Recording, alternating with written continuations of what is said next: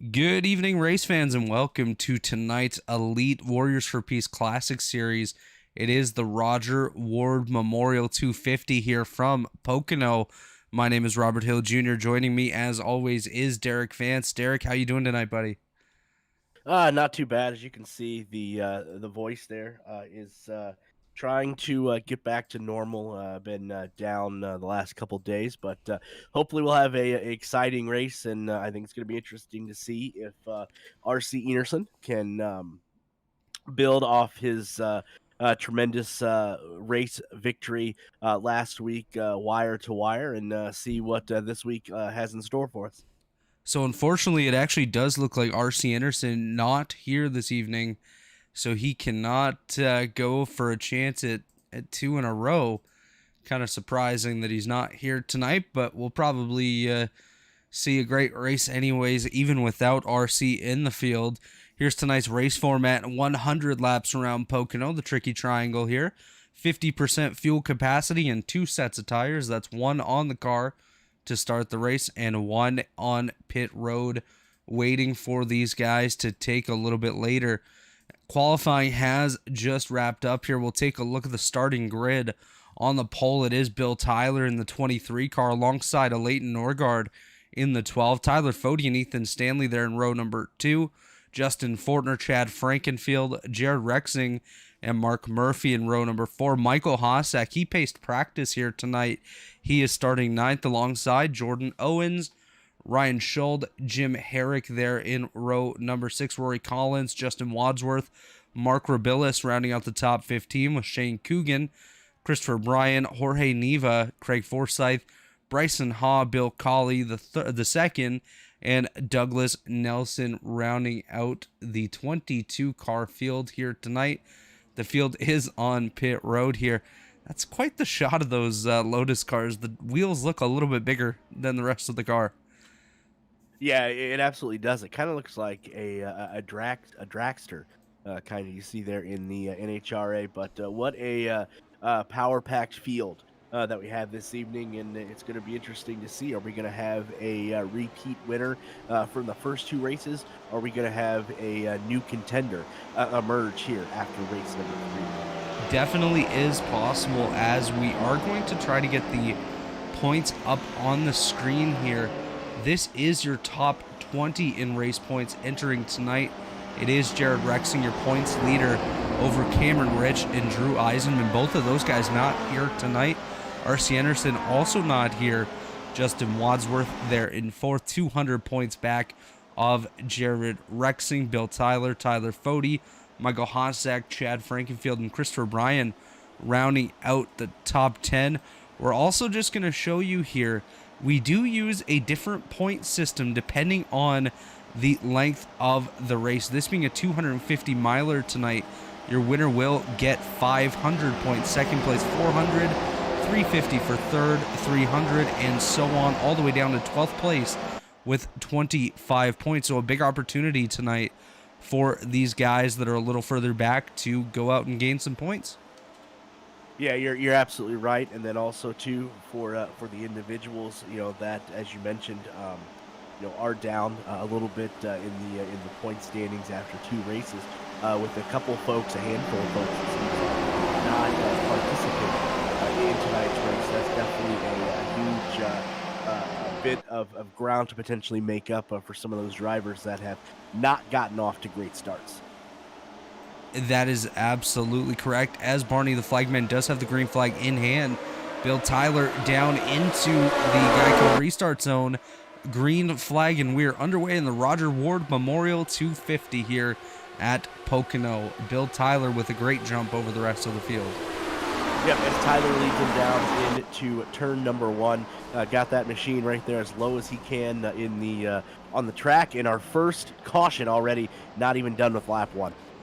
Barely got into corner number 1, and we are under caution here. Looks to be Ryan Schuld, Mark Rabilis, Justin Wadsworth, Jordan Owens, and Michael Hossack all involved here. We'll go ahead and pull up the Robilus Photography replay machine and take a look and see what happened here. as we pull this up, let's take a look and see this first caution of this evening. Just waiting for it to develop here. We're watching the Ryan Schuld machine. Looks like it steps out on him here. Goes for a little bit of a slide. Justin Wadsworth gets into him here. And just a bunch of other cars get involved. Nowhere for them to go. A fair bit of carnage. Turn number 1 of tonight's race. Yeah, there absolutely is, and we talked about in the pre-race there, some of these cars that are going to try to obviously win the race, but get a consistent finish due to the different point standings or point distribution between this race, and some of those drivers put themselves behind the 8 ball just 2 laps into this race.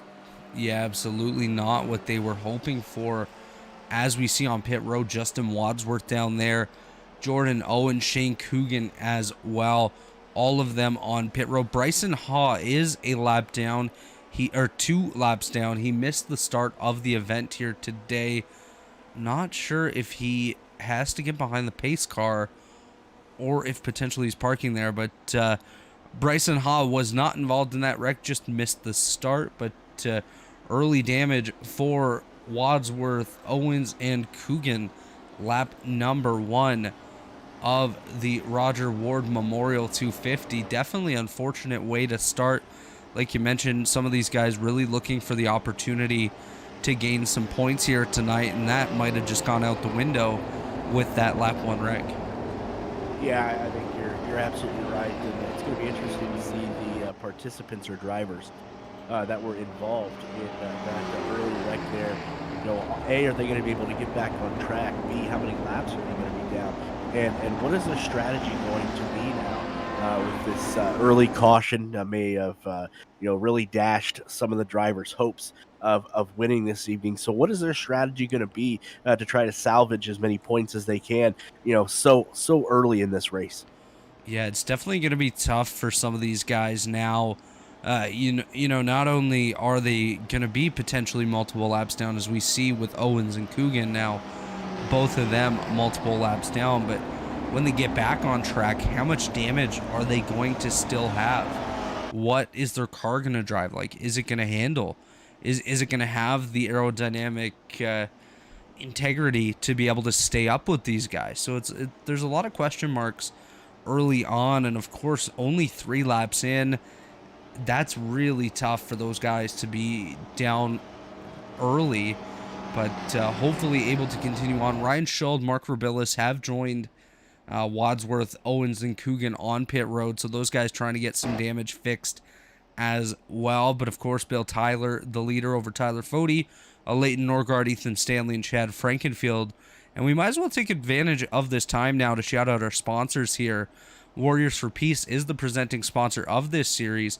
Warriors for Peace is a foundation promoting peaceful change in the world to honor the beautiful life of Jack Shockley. Check out warriorsforpeace.org for more information. Of course, TA Services, one of our premier partners. TA Services has been a trusted domestic and international full-service third-party logistics provider, offering freight brokerage, managed transportation, warehousing, and fulfillment, as well as cross-border logistics services to shippers around the globe. TA Services moves what matters to you. Let the TA Services team make ship happen. Blue Egg Marketing is the marketing department for small businesses. Small business owners, Blue Egg is your biggest fan. And of course, Worldwide Technology Raceway, formerly known as Gateway in Madison, Illinois, just east of St. Louis, Missouri, and close to the Gateway Arch, featuring a 1.25-mile oval, a 2-mile road course, quarter-mile drag strip, and a state-of-the-art karting facility. Check out Worldwide Technology Raceway today. And of course, looking down at the racetrack here, you do see lights off on the pace car, but the field is lined up single file. That's because we did not complete a lap, so it will be a single file restart here. Yeah, right before we get restarted here, you were mentioning how much damage these cars are going to have early, that may have sustained, rather, early in this race. They still haven't got the handling quite down yet, obviously. We haven't got down or put down competitive laps that's going to put some rubber on the track. So those cars that had potentially handling issues before, now they've had to make repairs. Who knows what components inside are damaged. So definitely going to be worth watching the handling on these cars that were involved in this wreck early in the race. Absolutely great point there. As the lights are off on the pace car on pit road as the field enters the Geico restart zone. Green flag, and we are back underway with Bill Tyler leading the way.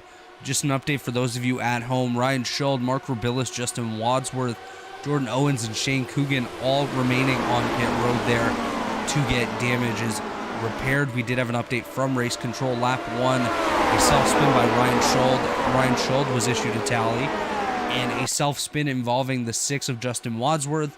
Involving other cars, a tally was issued to Justin Wadsworth as well. As Tyler Fody, now your race leader here at Pocono. Yeah, that's a name, if you've been watching this network for any amount of time, a name that somehow always finds his way out front if it's in a Lotus car like this, or if it's in Indy cars. We got a spin there. Number 17, Bill Colley, the second, spinning out, be able to regain control and back on track. But getting back to the front, Tyler Fody, if it's not in a Lotus car, they're the number 40 in IndyCar last year. He always found his way to the front and was winning some races. Yeah, even over on the stock car side of thing, Tyler Fody is always one to watch. We have a wreck here. Jared Rexing on his helmet right there. Looks like Douglas Nelson involved. We have Justin Fortner involved. Leighton Norgard also involved. I believe Christopher Bryan may have been involved as well. Caution number 2 here on lap number 6.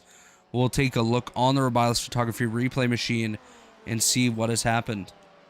Yeah, let's take a look at that. And I'm just thinking back to race number 1 where we had so many cautions and not a lot of competitive laps. And I hope this isn't a image of things to come. But watching this here, Justin Fortner, number 26, I did see as we went into the corner here, a car lost control right there, as you see. Norgard and the other cars had nowhere to go, especially just our Jared Rexing right there, the points leader, not to mention. Barrel rolling over on top of the car, and you got a feel for him because he was coming in obviously to this race here, leading points, was looking to get a little put a little bit of ground between him and everyone else as we ride on board here. But tough race so far for Jared Rexing. Yeah, Jared Rexing, as you just saw there, absolutely nowhere to go. Thought he had cleared the incident, but here comes the Norgard machine just sliding up the racetrack at the last second. You do see Rexing try to steer away, but as he does that, he clips the tire of the Norgard machine, goes up and over. That is a huge hit right there for the points leader. Tally has just been issued to the 12 of a Leighton Norgard for a self spin there involving other cars. This field is quickly dwindling down here, Derik, very early on. Yeah, it absolutely is, and I don't want to mention this too early, Robert, but again, I just think back to that first race we had. The motto of that race, I thought, was a war of attrition, and so far within 7 laps, I think 95% of them, if not all of them, have been under caution. We're starting to trend in that unfortunate way. This could be a war of attrition, and you could see a car that doesn't run towards the front all day. But if we continue to have caution after caution, and so many cars in the pits have to be forced to retire, you may see a surprise at the front here when this is all said and done. That's exactly a great point right there. We may see somebody that we did not expect out front at the end of the race. We are down to, I believe, about 14 cars without any substantial damage in this event. Bill Colley, of course, had an incident earlier on, but I don't think he sustained any damage. But this field started with 22. We've already dropped about 8 cars at this point. So very early attrition. Of course, like you mentioned, race 1 of the season was a bit of a war of attrition there. and we're starting to see that early trend. Of course, only 2 cautions in on lap 8. It very well could clean up all the way to the end, especially as we have a lot less cars out there. But it'll be very interesting anyways to follow along and see who's able to really compete for the victory at the end of the race. And just quickly looking in the field here, I do want to point out Craig Forsyth running 4th right now. He started all the way back in the 19th position. He's up to 4th on lap number 8. So great gains so far by Craig Forsyth. Yeah, absolutely. Good driving by Craig so far. I think strategy could potentially be a big player in tonight's race so far. We're only at lap 8, and the majority, if not all, of these laps have been ran under caution. So, looking at fuel strategies right now, with as many almost 10 laps ran under caution so far, are there going to be drivers that are maybe towards the back that may try to extend this fuel cycle a little bit and see if they can get some track position and another caution fall their way late in the race, and they could be sitting in the catbird seat? Yeah, we definitely could see that as the race progresses on. It does look like they're going to stick with the single file restart here as the lights are off on the iRacing.com pace car, but it'll be very interesting to follow along. Of course, only 50% fuel capacity in these cars. Of course, we've seen some guys down pit road like Chad Frankenfield, Michael Hossack, and Rory Collins, all of them picking up a bit of extra fuel. If they can extend this a little bit further, that could be the difference between finishing first and finishing way back in maybe the 10th position or even out of the points, 13th on back. And just early on here, I do want to point out that we do have only 1 retirement so far. It is Justin Wadsworth. He has retired from the race. We do have multiple cars many laps down early on, multiple cars still on pit road getting repairs, but we do hope to have them rejoin the field a little bit later. And especially when it does come to a race with so much attrition such as this, there's still a chance for somebody like a Mark Robillis, who's 5 laps down, to come back and sneak away with a couple points there in 12th. Yeah, anything I think is possible. Right now, as many cars that are either retired or are still on pit road getting repairs done. So yeah, anything is possible. Right now, if you're Tyler Fode or any one of the other drivers that are maybe in the top 3, top 5, you want to try to obviously avoid the wrecks, the cautions, as much as possible early in this race, because like I said, this may come down to strategy, to pit strategy, fuel strategy, and you want to be there in the end. Absolutely want to have that opportunity as the pace car comes down pit road. Tyler Fode gets into the Geico restart zone green, and we are back underway. Tyler Fode, Ethan Stanley are top 2 with Bill Tyler, Craig Forsyth, Mark Murphy, the top 5 for the most part up front. It is single file, a little bit of scattering in the rear, trying to find a hole to move up, but Tyler Fode does lead into turn number 1.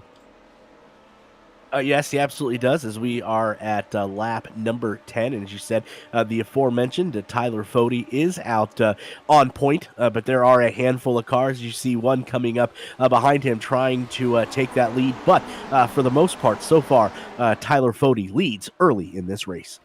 Tyler Fode showing great pace. Ethan Stanley right there as well, trying to work his way up to the lead in that number 91 Honda right there, just behind the Fode machine. Bill Tyler hanging in as well. As you see now, Tyler Fode snaking down that front straightaway just a little bit, trying to cut a little bit of that air that Ethan Stanley is enjoying, as Ethan Stanley now goes to the bottom and takes the race lead from Tyler Fode, but Fode battling back on the high side.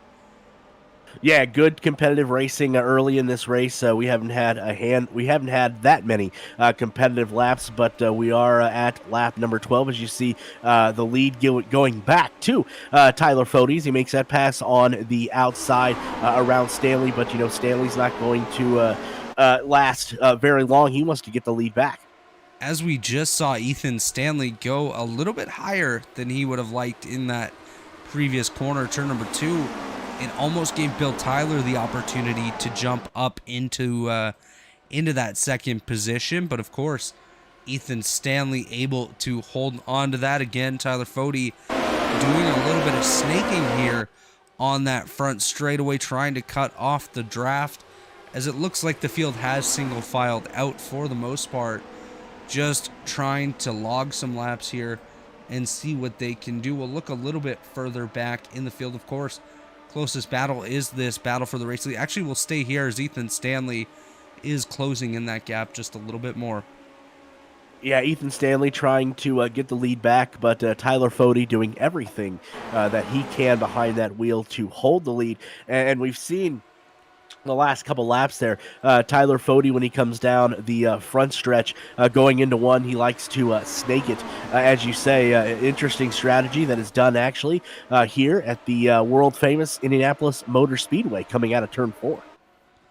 Yeah, that is something that you quite often do see at Indy, as we now see Ethan Stanley on the inside of Tyler Fody once again in turn number 1. Fody's really strong here on the high side in turn 1. Typically does get that run. Here he goes, getting another good run off, able to get the lead back from Ethan Stanley. Ethan just cannot get it done, cannot stay in front of the Fody machine, as Tyler Fody showing great strength and great pace here, but he's leaving that opportunity for Ethan Stanley on the bottom.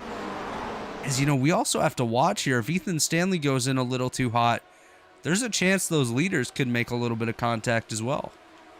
Yeah, if you're the the third or fourth place car, be on your P's and Q's, because if Ethan Stanley was to make a mistake there, maybe get in the back end of Tyler Fody, you may go around, as we see a car slow there on the top side. Craig Forsyth just got a big chunk of the wall, able to continue on back in 6th, but that was a big mistake out of that number 27 machine. He had done a great job of gaining so many positions and just lost it all in one shot here. As the field does come up on a lap car, the lapper will stay down on the apron. Should not be an issue whatsoever, as Tyler Fody does continue to lead, but you look just behind him and he has a lot more competitors hanging right in the wings there. Yeah, he does have a lot of drivers breathing down his neck on this lap 14 of 100. As you see, Ethan Stanley trying to get the inside, but Tyler Fody slams the door shut as we're coming down to the front stretch, going into turn number 1. It is Tyler Fody, but as you said, he's got a whole host of drivers behind him, hungry to take the lead early. Absolutely, every single one of these guys, of course, looking for an opportunity to get up there and past Tyler Fody. See Ethan Stanley working the high side, Bill Tyler running the bottom. Here's Mark Murphy up in 4th, Jorge Neva up in 5th, Craig Forsyth able to hang on, running 6th, and then just a little bit further back, Chad Frankenfield, one of the first cars that has pit here tonight, running 7th. Of course, he did only take fuel, as we only have one extra set of tires on pit road here, but I think this battle for the lead is certainly about to heat up. There goes Craig Forsyth. Yeah, just as we highlighted, Craig, he hit the wall again hard coming into that turn. It is the third caution of the night is flying for Craig there, who looked like he may have just lost the back end of that machine as he hit hard into the outside retaining wall. Let's take a look at the replay. Taking a look on the Robiles Photography replay machine, we're watching that 27 car of Craig Forsyth. You see him just behind the 67 of Jorge Neva here. Sends it down into the corner, and you can immediately see the rear end of that car just step out. Neva just avoiding catastrophe there, as Forsyth does end up in the outside wall. Has a bit of damage to the front of that Lotus there. We'll see if he can get that fixed up, but Craig Forsyth with 2 early incidents, one with contact in the wall, and again, harder contact into the outside wall for Craig Forsyth. Yeah, hopefully Craig will be able to get the repairs that needed, if there are any, and get back out on the track and put some competitive laps down. But let's not forget, one of the first cautions of the race we've had. It seems like we've had more than just three. But the points leader, let's not forget the points leader, Jared Rexing, was involved in that. So his attempt tonight to try to distance himself from the rest of the field may go all for naught. So it's going to be interesting to see the latter part of this race. How much these drivers get aggressive, knowing that they're going to be able to take a big chunk out of that lead early in this season that Jared Rexing has built up. Absolutely. These guys definitely seeing opportunity tonight to gain some points on Jared Rexing, as he was involved in the earlier wreck. Still finds himself about 9 laps down at this point. Just an update again, a Leighton Norgard joins Justin Wadsworth as the only 2 cars out of tonight's race. This is caution number 3 on lap 17. We're going to take a quick break with a message from our friends at iRacing. Racing isn't easy, but experiencing it is. iRacing puts you in the driver's seat with the industry's leading sim racing game. Drive on laser scan replicas of the greatest racing circuits from around the world. Go head-to-head against other drivers chosen by skill-based matchmaking to ensure competitive racing at every level. Compete across all your favorite series in officially licensed cars engineered to deliver the most accurate driving experience possible.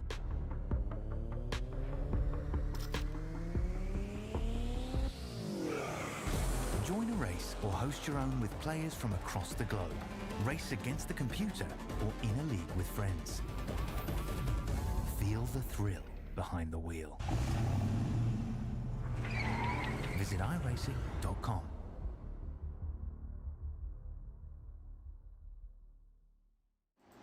And we are back here in the Rodger Ward Memorial 250. Just before we went to break there, we did see Ethan Stanley come down pit road. Now finds himself back in the 10th position here. That, like you were mentioning, Derik, off camera here, that is a lot of traffic that he's going to have to work his way through up to get back up towards the front. Yeah, it absolutely is, and the other caveat to this with Stanley pitting, and we see he's up to ninth, is we've had 3 cautions so far, being so far in the back of the pack, trying to race your way back to the front. You don't know when that next caution is going to fall. You hope that it's not in front of you, but obviously you can't control that. So Stanley taking a risk here early, going back to ninth. Losing all that track position. Let's see if this gamble early pays off. Yeah, definitely an opportunity for Ethan Stanley to take a little bit of a gamble. As we'll take a look at the points once again coming into tonight. Ethan Stanley actually was not inside that top 20. Had himself a couple of rough races to start the season. Now looking for a big opportunity to gain some points and try to work his way up that scoring pylon back towards the front. And if he finds himself in victory lane, that could be a massive points day for Ethan Stanley tonight. Yeah, it absolutely could. And just taking a look at that, right now, the biggest driver to gain anything currently would be Tyler Fode. Because, with where Rexing is right now and Fode sitting 7th, he's going to take a huge leap early after 3 races if things stand obviously where they're at currently. Yeah, taking a look at that, of course, we would see Tyler Fode, I do believe, lead the points by 10 over Bill Tyler if tonight's race ended the way that they're currently running. So it'll be very interesting to follow along as the pace car's off onto pit road here. We'll see how this restart goes for Tyler Fode and Bill Tyler on the front row. Already, guys, spreading out here, looking for an opportunity. As we're going to have to jump back a little further. Looks like we almost had some 3 and 4 wide action, but just down to 2, which is a much smarter approach at this point.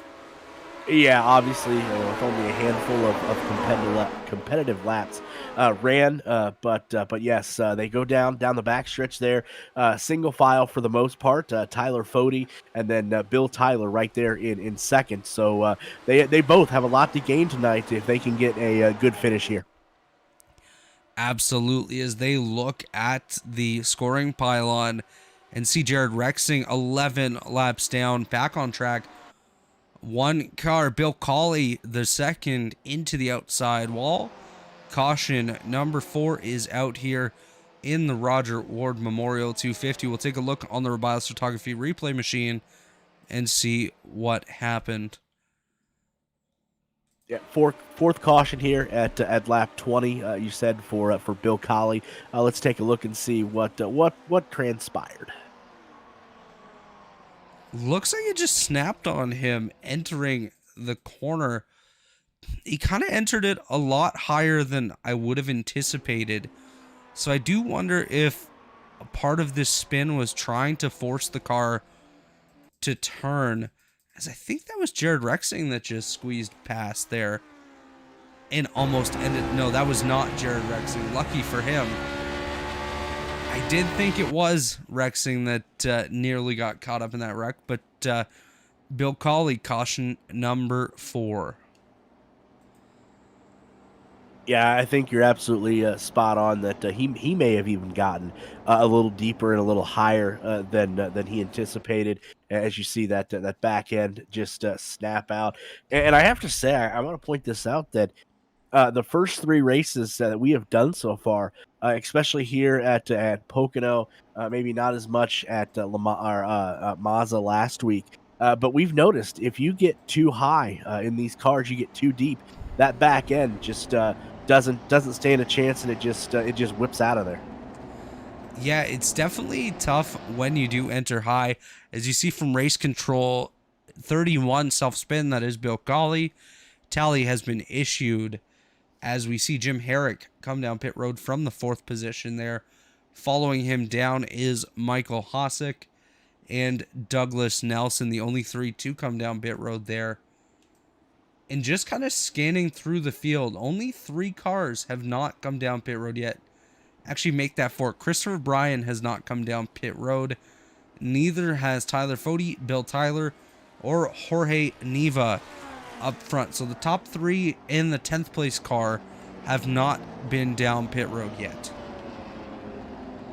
What a interesting strategy that we're seeing, play out so far with those 2 cars, and then the number 10 car not coming in yet. So we'll have to see how that pays off the longer this run goes. But listening to you, it seems like to me that you have driven this course before. So what are some of the inside tips that you can give the viewers that may not have had the opportunity to drive here at Pocono? Pocono can be a rather tough track. It kind of drives in certain corners similar to Indianapolis Motor Speedway, especially turn number 3, very comparable to the 4th turn I find at Indy. One thing you really have to be careful with here is if you enter the corner too high, the track likes to sweep out and pull you into the outside wall. So you really want to make sure that you're entering the corner and maintaining a lot lower than you would think with the track being so wide. And one thing, like we saw with Bill Colley there, entering too high, you really have to put a lot of force into the motion of turning the car once you've missed the entry, that it can really upset the balance of that car, send you around, and of course bring out a caution in addition to some rather heavy damage on your race vehicle.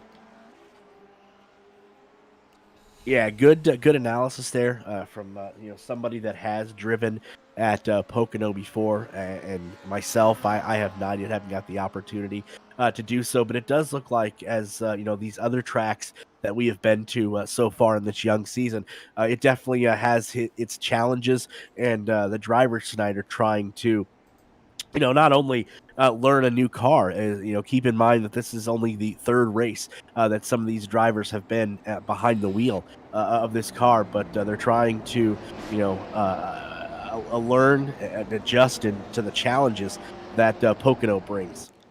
That's exactly it. This is only race number 3 of the series, and this was kind of thrown together at the last minute as well. This was not the planned open wheel series for this season. It was meant to be another series that we can't name, but you know, it's tough for some of these guys to get used to the car. It runs very different than absolutely anything else. It's basically 4 tires and a chair. That's what this car looks like and drives like, and it's tough. I've done some laps in the Lotus, and there's nothing, like I said, that can compare to driving this car. So for these guys, they're really just learning on the fly. You know, the few opportunities that you just mentioned that you've been able to get behind of this Lotus machine, what were some of the challenges that you had to adapt to behind the wheel? I think definitely the steering in these cars is not as reactive as you might like. It can make entering the corner in traffic a lot harder and a lot more challenging, and running in traffic can be a bit of a pain as well. As you know, these cars, they look rather small, but they drive big, which is really weird, but it's just it's a really interesting car that, like I said, nothing really compares to. As the green flag is back out, Tyler Fody leading Bill Tyler, Jorge Neva, Bryson Haw up in fourth now, and Ethan Stanley up to 5th after his pit stop. So great job by Ethan Stanley gaining spots rather quickly. Yeah, he's got to be excited. You know, he came in, or he came out, or yeah, no, he came into the pits, 9th, and got some track position back, got up 4 spots to 5th. So he's going to try to climb back up to battle Tyler Fody for the lead. But at lap 23, it is Tyler Fody showing the way, but right behind him is Bill Tyler. Yeah, Bill Tyler, one of those guys that's had a very respectable season so far. He has not made his way into victory lane, but he's been around the top 5 pretty much every race, pretty much all race. And we're seeing that again tonight. He was the pole sitter tonight, still running in the 2nd position, just behind a very, very talented Tyler Fody. As we do see a battle developing a little bit further back. That's Chad Frankenfield, Craig Forsyth, Rory Collins, Mark Murphy, and Michael Hosick, all racing for what does appear to be the 6th position, as Bryson Haw just got a big piece of that outside wall.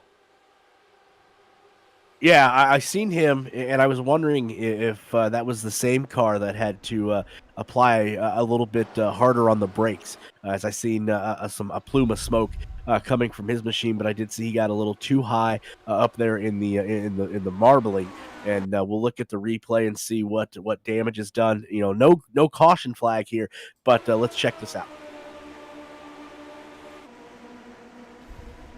Just taking a look at the Bryson Haw machine, he went for a big slide just ahead of Ethan Stanley, and you can see he's trying to gather that car up the entire time and just ends up clipping that outside wall.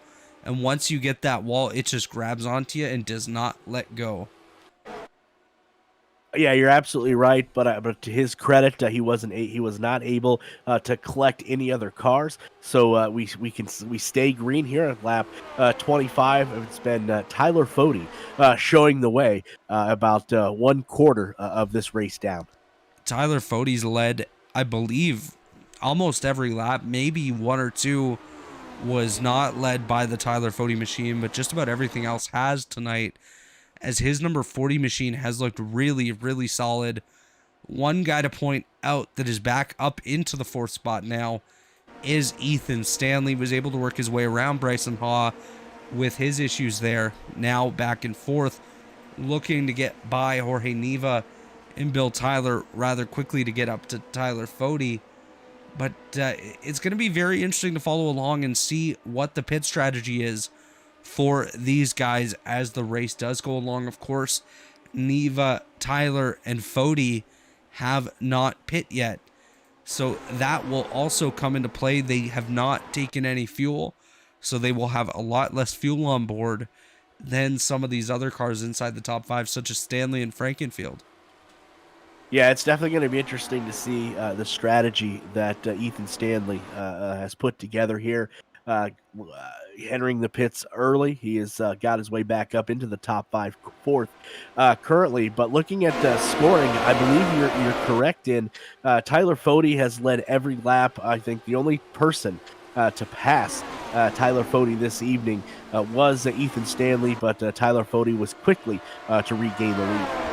Yeah, Ethan Stanley was able to get past Tyler Fode a couple times, but I don't think he was able to actually maintain the lead long enough to get scored as a lap leader, which does mean Tyler Fode has led pretty much every single lap tonight, continuing to show that extra little bit of pace that the rest of these guys don't. Bill Tyler's been able to maintain about a tenth and a half behind Tyler Fode, but if he does not opt just to send it into one of these corners, I don't know that he's going to have that opportunity to pass Tyler Fode.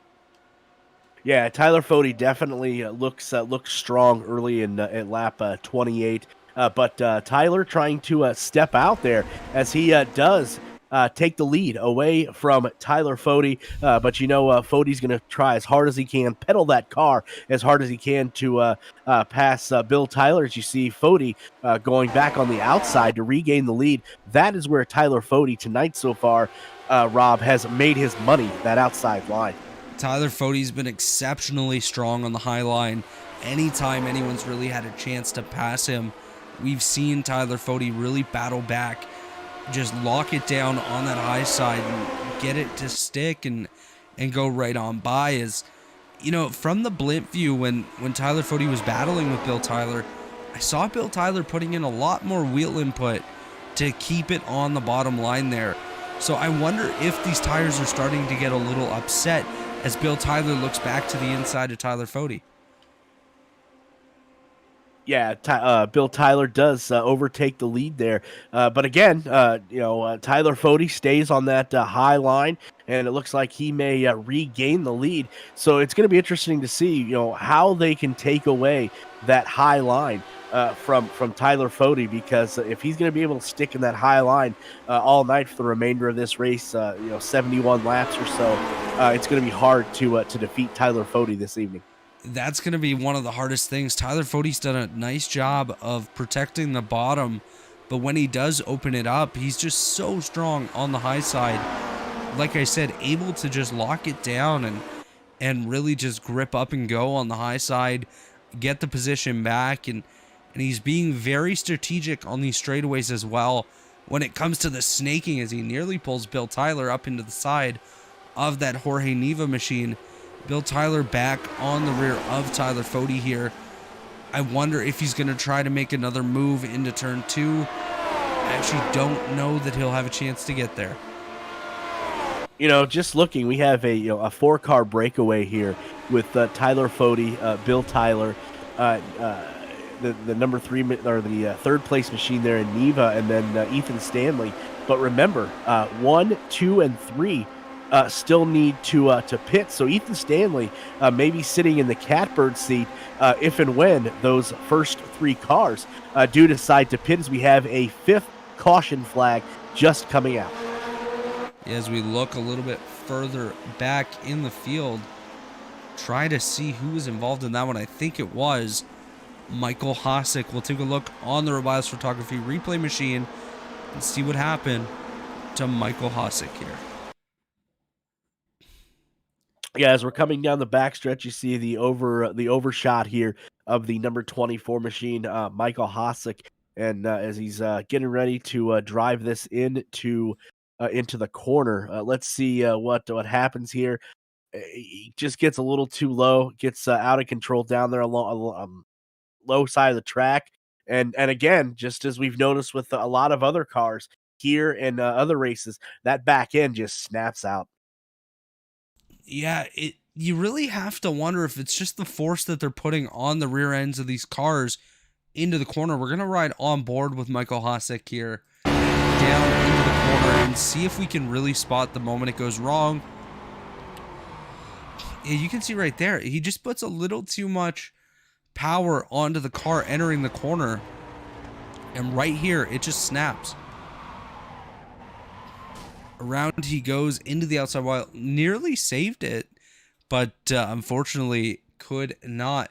As we're going to have to watch Tyler Fode, Bill Tyler, and Jorge Neva here and see if they opt to come down pit road. We're about a third of the way through the race, so we may see them come down for fuel, but we also may see them stay out a little bit longer and try to just do a one-stop strategy. Yep, here they come.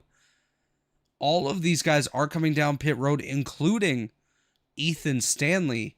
Chad Frankenfield and Mark Murphy are going to stay out on the race course, though. So a bit of a change. Somebody's blowing up towards the back of this group. Is that Douglas Nelson? Yeah, I do see that plume of smoke right there on board. So I don't believe it's Nelson. I didn't catch the car number Justin right there. Fortner. Wow. What a bad break for that racing team there as Justin brings his car into the pits, and they're definitely going to have some work to do. Most definitely, as we do see a change of the top five. Now it's Chad Frankenfield, Mark Murphy, Jim Herrick, Christopher Bryan, and Bill Cawley, the top five. Ethan Stanley wins the race off pit road from that group that just came down with Craig Forsyth. These guys both taking fuel only. Rory Collins also off pit road. Jorge Neva has a longer pit stop, as does Tyler Fode. Fode loses a handful of spots there on pit road. Fode now back in the 10th spot. So I wonder if Tyler Fode maybe opted to take his tires there, and if he has enough fuel at this point to make it to the end.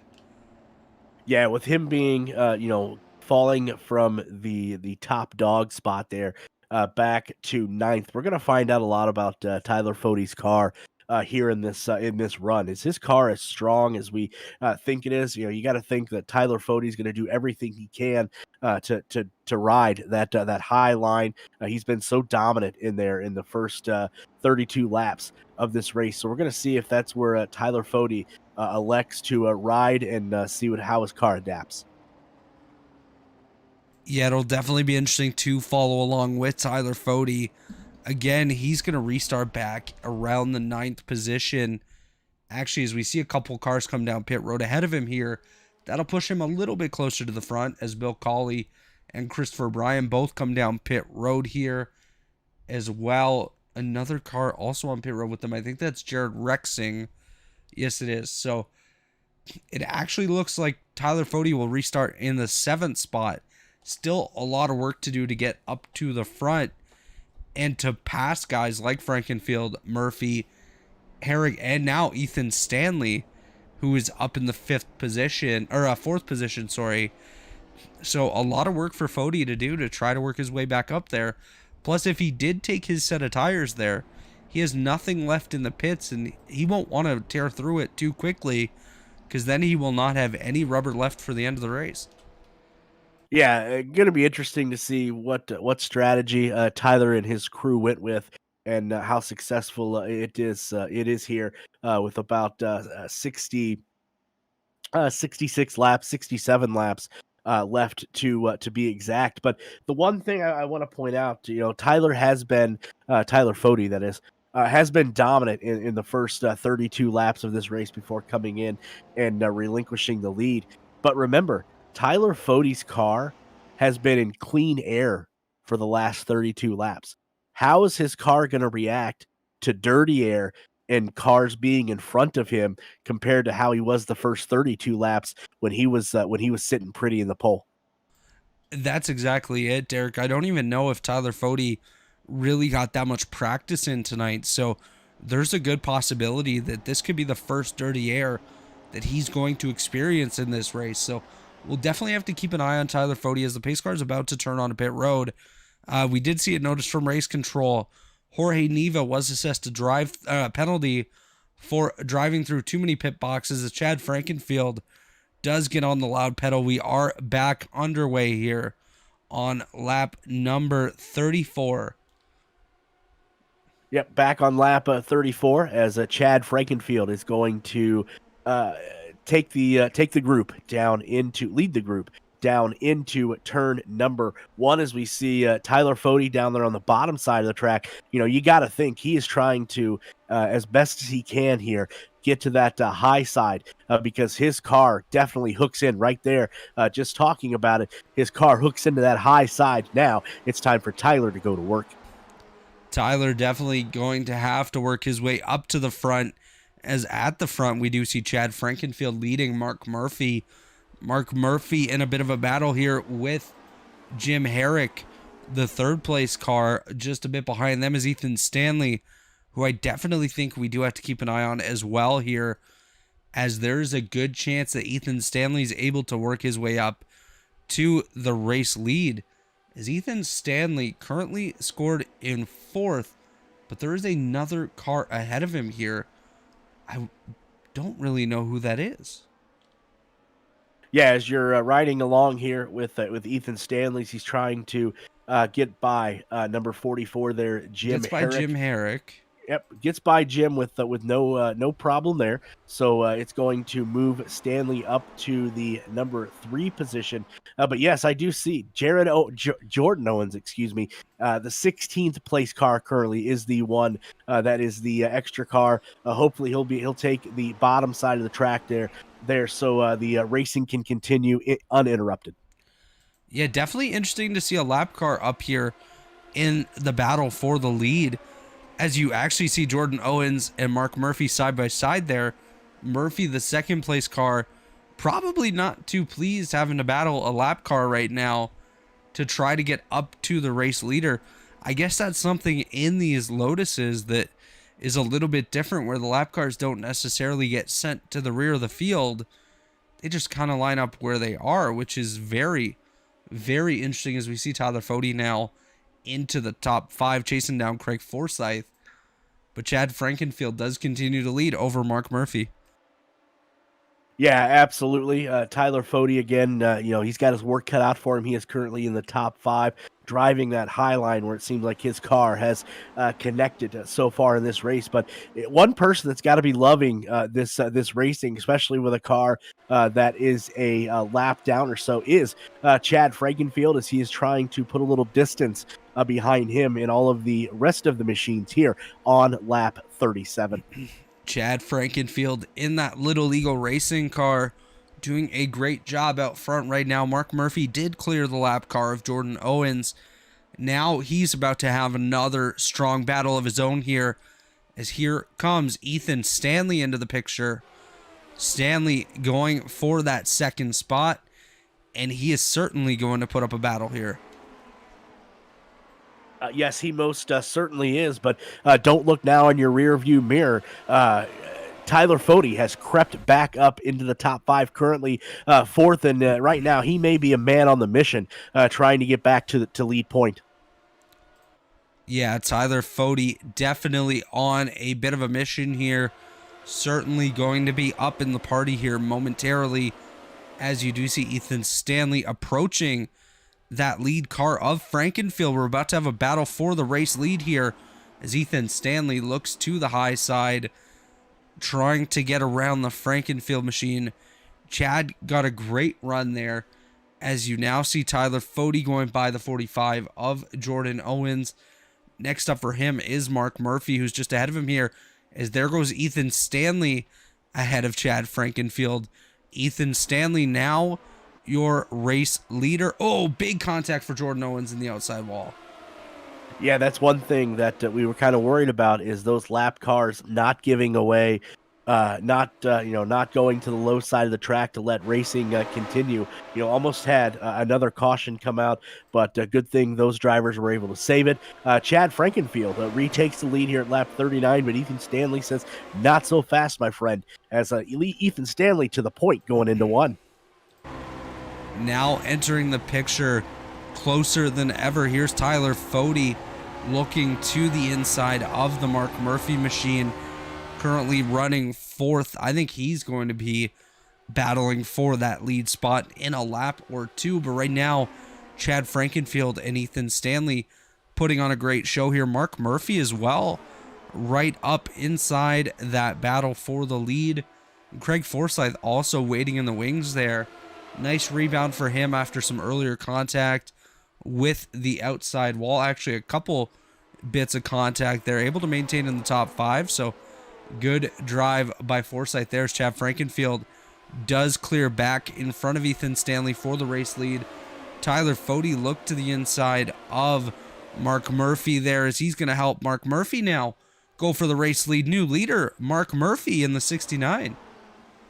Yeah, Murphy takes the lead there on the low side of the track, but Frankenfield isn't quite ready to give that up just yet. But as you can see, Tyler Fody banging on the door right there in position 3, and just in a few laps' time, if he's able to get back to that high side run that he has been at for the first quarter of this race, Tyler Fody's going to find himself to the point in no time as he is up to position number 2. Chad Frankenfield's going to have a full mirror of Tyler Fody here shortly. Absolutely. Chad Frankenfield is looking in his mirror the entire time right now. He sees that number 40 machine getting closer and closer, just about on the rear end. As here he comes now, Tyler Fody looks to the inside of the Frankenfield machine. Move Tyler Fody back to the point, but Chad currently running that line that Tyler loves so very much, that high side here. Not able to get as great of a run as Tyler Fody does, but is able to grab a little bit of the lead back as they head down towards turn number 2. I do think the upper hand here is in Tyler Fody's favor, but watch for Chad Frankenfield to try to pinch him off a little bit here and cut off any sort of run that Tyler Fody can get as the battle side by side does continue. Yeah, I think if you're Chad Frankenfield or if you're someone behind there, you want to try to pin Tyler Fody as close as you can to that bottom apron, because we do know so far Tyler Fody's car cannot run as well down on the apron as it does that high side. Fody definitely a little bit of a high side hero here tonight, able to make the high side work as he got a great entry into turn number 1 here. Able to clear Frankenfield. Frankenfield now going to go to work to try to get back up there. Has a nice run here with the draft. Goes to the inside. Nearly makes contact with the left rear wheel of the Fody machine. Chad Frankenfield now back to the race lead. Mark Murphy hanging in the wings right there, ready to battle as well as Ethan Stanley and Craig Forsyth up in the top 5. Jim Herrick has joined the group as well as the side-by-side here, continuing for what seems like an eternity up front. Yeah, we do have a pack of cards that is kind of broken away a little bit from everyone else, but right up front there, it's Frankenfield, it's Fody, it's Frankenfield as we're going to lap 43, seeing Tyler Fody take everyone down into turn number 1. Tyler Fody doing a great job, as is Chad Frankenfield there. Both of those guys have been battling for the last handful of laps since the last restart. Fody, of course, did restart back around the 7th position, had to work his way up through the field, where Chad Frankenfield has been able to hang out front. A little bit of a blink for Mark Murphy there. In third, nearly contact once again between the Fody machine and the Frankenfield machine. We're going to have to watch for that, as you know these guys are racing each other really, really tight now, as we see Ethan Stanley now looking for a pass on Mark Murphy. I think once Ethan Stanley does clear the Mark Murphy machine, he should be another contender here for this race lead with Frankenfield and Fody. Yeah, definitely a lot of action up front where we've had a handful of cars kind of break away from everyone else, but it's been the Fody and Frankenfield show over the last handful of laps. Tyler Fody has the lead, but as you can see here, Chad Frankenfield's going to try to test him on the inside to take it. As you see Chad Frankenfield on the inside of Tyler Fody, looking at the lead now. It is Chad Frankenfield, but Tyler Fody, of course, has gotten the use of the outside lane there to get that great run that he's had all night long. Little bit of a bobble out of the 40 machine there allows Frankenfield to clear into the race lead. Here comes a bit of a crossover. Actually, Fody decides better of it. Now goes to the inside of Frankenfield, heading down into turn number 1. Watch for Fody to just send it into the race lead here as he had the upper hand entering the corner. Frankenfield working the high side, should get a bit of a bite on exit. Fody has to come up and block that run here. As he does, here comes Frankenfield to the bottom. Another crossover for the race lead. This is one heck of a battle here, Derik. Yeah, it absolutely is. Glad to see that we're able to stay green here. As Tyler Fody, that outside line, we told everyone you don't want him there because that's where his car is strongest. That outside line, you see him retake the lead with 55 laps to go. As Chad Frankenfield sends it into the corner here on the bottom. Frankenfield trying to get that lead back from Tyler Fody. Fody able to continue on the high side. Like you mentioned, they cannot give the 40 machine the high side here. He is so strong, and that is his preferred line. If you give him that line, he is going to absolutely use it on you and pull away. As actually Chad Frankenfield takes advantage of the bottom. Watch for a crossover from Fody here. Here it is. Frankenfield nearly steps out on exit. That's something we're going to have to keep an eye on as well, as Chad Frankenfield had a little bit of a sidestep there off of turn number 1. Yes, he did, but I have to say I'm quite impressed with Tyler Fody. I know early in the race we were talking about that high line that he was able to pass people on and take the lead. Now they've kind of kept him away from that high line. He's had to stay to the lower apron of the track, and Tyler Fody's just as strong there as well. Yeah, Tyler Fody has just shown a lot of strength here. As, you know, not to be forgotten, right there in third place is Ethan Stanley, the number 91 machine. Very similar livery to the Chad Frankenfield machine. As Craig Forsyth takes a dive to the inside. He wants to join the party here. Yeah, kind of a 3 to 4 car breakaway at lap 47. Yeah, but don't forget Ethan Stanley back there. He has challenged for the lead earlier in the race, and we have a caution, our 6th caution of the night. Looks to be the 24 of Michael Hosek once again. We'll take a look on the Rebiles Photography replay machine and see what happened to Michael Hosek to bring out our, I believe, 6th caution of the day. Once again, the car just steps out on him here.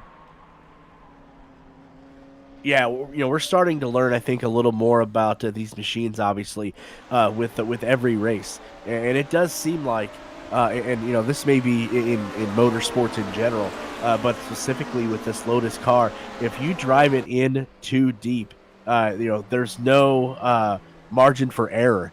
Here, it just you drive that in too deep, that car doesn't like it, and you know, 9 times out of 10, that back end is just whipping out.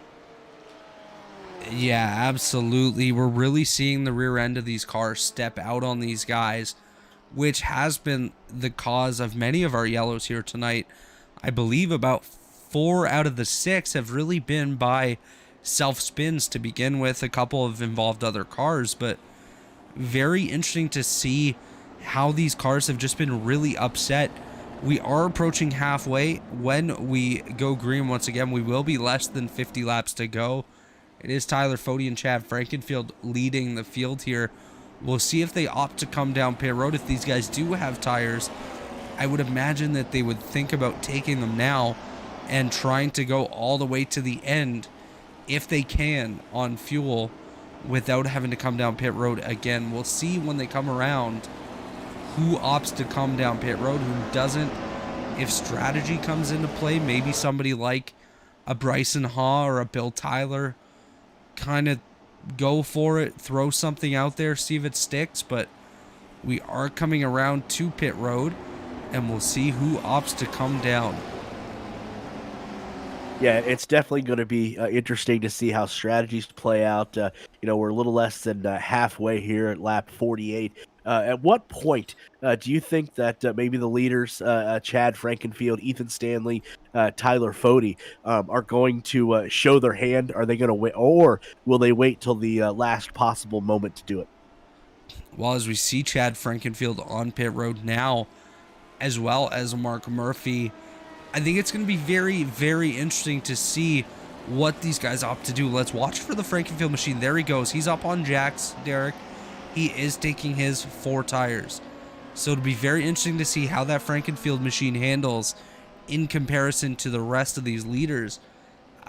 I think some of these guys have shown everything they have, while some of the others may be holding back a little bit and just really trying to wait it out. We did see from race control a self-spin tally has been issued to Michael Hosek. That's his second of the night. He is done for the day. As the cars did come down pit road for a pit stop, we're going to take one of our own here, and we'll be right back after messages from TA Services and iRacing. Racing isn't easy, but experiencing it is. iRacing puts you in the driver's seat with the industry's leading sim racing game. Drive on laser scan replicas of the greatest racing circuits from around the world. Go head-to-head against other drivers chosen by skill-based matchmaking to ensure competitive racing at every level. Compete across all your favorite series.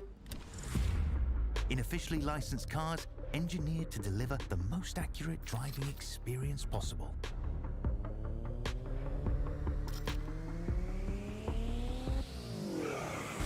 Join a race or host your own with players from across the globe. Race against the computer or in a league with friends. Feel the thrill behind the wheel. Visit iRacing.com.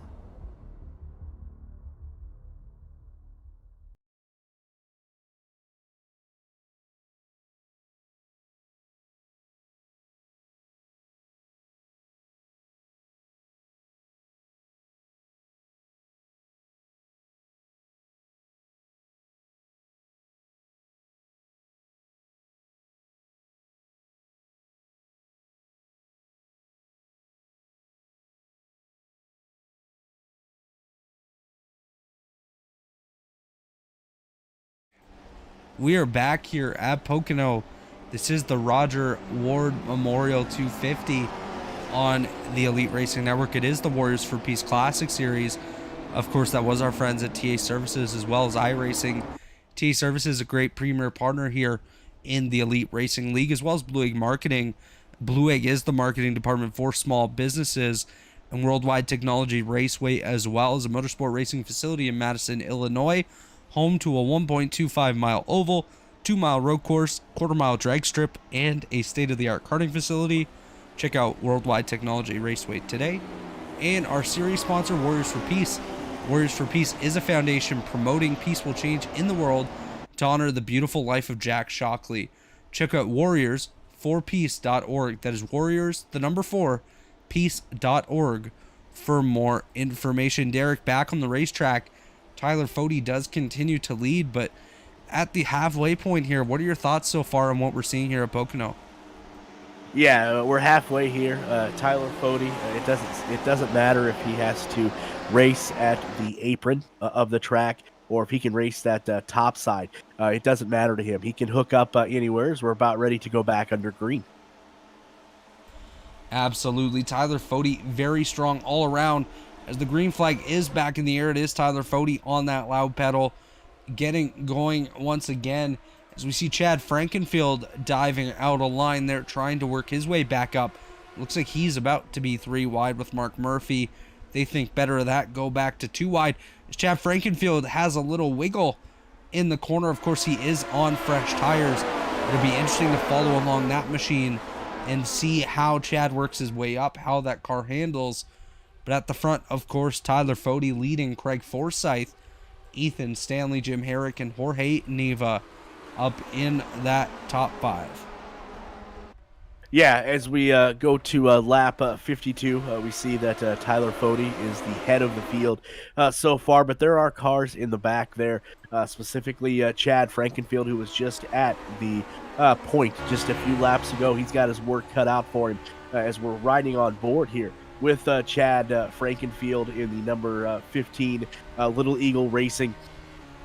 As he moves up one spot to number 6, he's dying, I think, to get a win here in race number 3 of this young season, and he's got about 48 laps to do so as we're on board, as we said, with Chad Frankenfield. A little bit of a wiggle there, you notice, but he re-straightens the wheel back down the back stretch here as we are live at Pocono, race 3 of this young season at lap 52.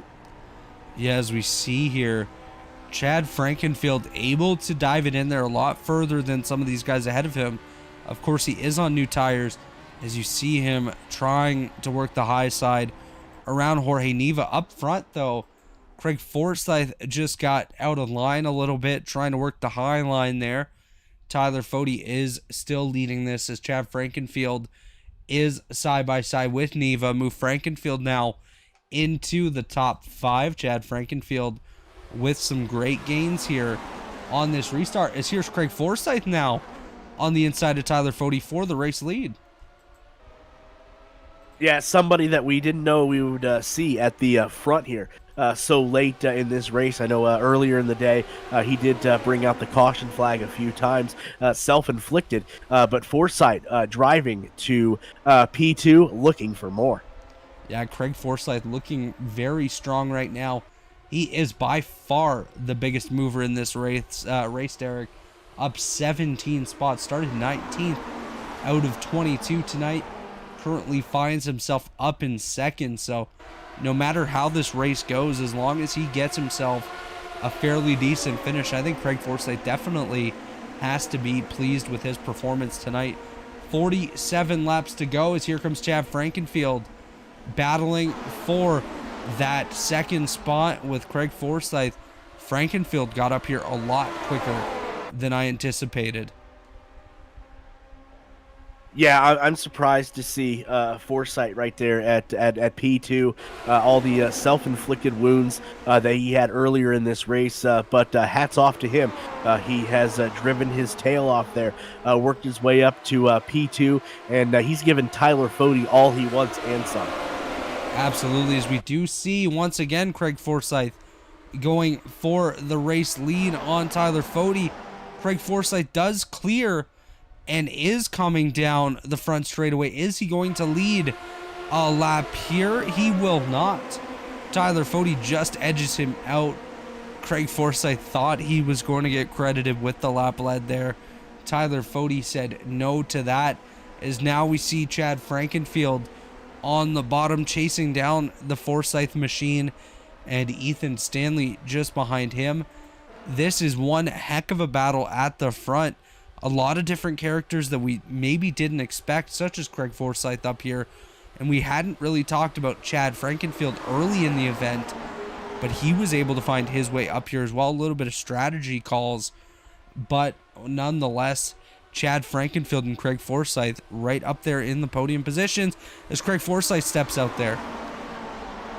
Yeah, Craig just stepped out there a little bit, didn't cause anything. Good to see, because he could have taken out a lot of good machines there. But Tyler Fode is still at point, but Craig Forsyth there looking to the inside, looking to take the lead. 3 wide briefly there, as Chad Frankenfield, very well known for forcing 3 wide, sometimes not even when there's an opportunity, as Craig Forsyth does block off the run of Tyler Fode. Fode going to give him a little bit of a nudge here down the back straightaway into turn number 2. Craig Forsyth does look like he should be able, as I say that, he slides a little bit into that corner. Here comes Chad Frankenfield for the race lead now. Yep, Frankenfield had to work his way back up after that last pit stop, but he is on point, but he's going to have a couple challengers, Craig Forsyth and Tyler Fode, respectively. New race leader, Chad Frankenfield. Second place, Craig Forsyth.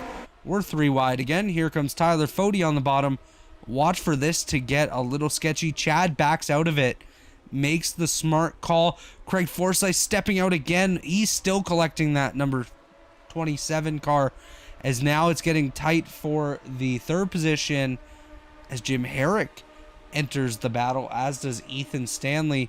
Here comes Chad Frankenfield now back to the bottom of the Craig Forsyth machine. So battles continuing to heat up all around this tricky triangle here. As Craig Forsyth working the high side. Tyler Fode is your race leader, and he's loving this battle that he sees in his mirror. Yes, he absolutely is, because he's trying to put a little distance between him and the field, and this side-by-side racing is going to do just that. As we just completed 57 of 100 laps, and the seems like the deeper we get in this race, Rob, the hotter it gets. Absolutely. As you know, we see the top 6 or so all under a blanket here. Tyler Fode currently the leader over Chad Frankenfield. Frankenfield now looking for the lead. Just behind them is Craig Forsyth, Jim Herrick, Ethan Stanley, and Jorge Neva. As Chad Frankenfield is able to get the race lead, Craig Forsyth sending it in on the Tyler Fode machine. So Forsyth working the bottom here, trying to get back by Tyler Fode. Looks like he's going to be able to, but Fode is on that high side here, likely to get a bit of a run. Forsyth able to hang on here to second. Chad Frankenfield going to lead this lap once again now. Tyler Fode in tow with him. You have to watch for potential contact between these guys as well, as we'll briefly ride on board with Tyler Fode. You see on the inside is Craig Forsyth. His car was stepping out a little bit once again. So very interesting to see the different handling of these cars at this point, as here comes Tyler Fode once again. Yeah, Tyler Fode definitely has a full mirror of not only Chad Frankenfield, but Forsyth there, as well as Fode now takes a point, but that may not stake very long. As we see the side-by-side battle for the race lead, it is Fode and Frankenfield. Craig Forsyth in tow there in third, and Jorge Neva, Jim Herrick rounding out the top 5. Ethan Stanley just fell out of that top 5 back to 6th. That is Fode on the bottom, Frankenfield on the high side. Frankenfield currently scored as the leader. Now it should be Tyler Fode. Yes, it is. This battle is intense up front, as just look at how many cars are together here. That's Mark Murphy, Bill Tyler, Bryson Haw, Rory Collins. The top 10, and I believe that's the lap car Jordan Owens behind them, all under a blanket here. If something goes wrong at the front, Derik, the whole field's involved in this. Yeah, there's definitely got to be a lot of patience preached here, and a lot of use of your mirrors with such close-knit pack racing with just 40 laps to go. You don't want to step out of line. You don't want to, do something that may take out a potential race winner. So a lot of patience, a lot of mirror watching here as we tick lap by lap. Absolutely. Now 40 laps remaining here. It is Tyler Fode and Chad Frankenfield continuing their battle for the race lead. Just behind them now, Ethan Stanley back up to third. Here's Jorge Neva and Craig Forsyth, Mark Murphy, as Jim Herrick actually jumped up into that 6th spot, moving past Jorge Neva. So a constant shuffle of positions here inside the top 10. Chad just clipped the apron a little bit there. Lucky for him, it did not upset the balance of that car too much, but that is always a massive risk in these races. If you clip any part of the apron, it could very easily just send your car around. Oh, no doubt, and we've seen that here this evening, where you don't even have to clip the outside wall if you go in too deep.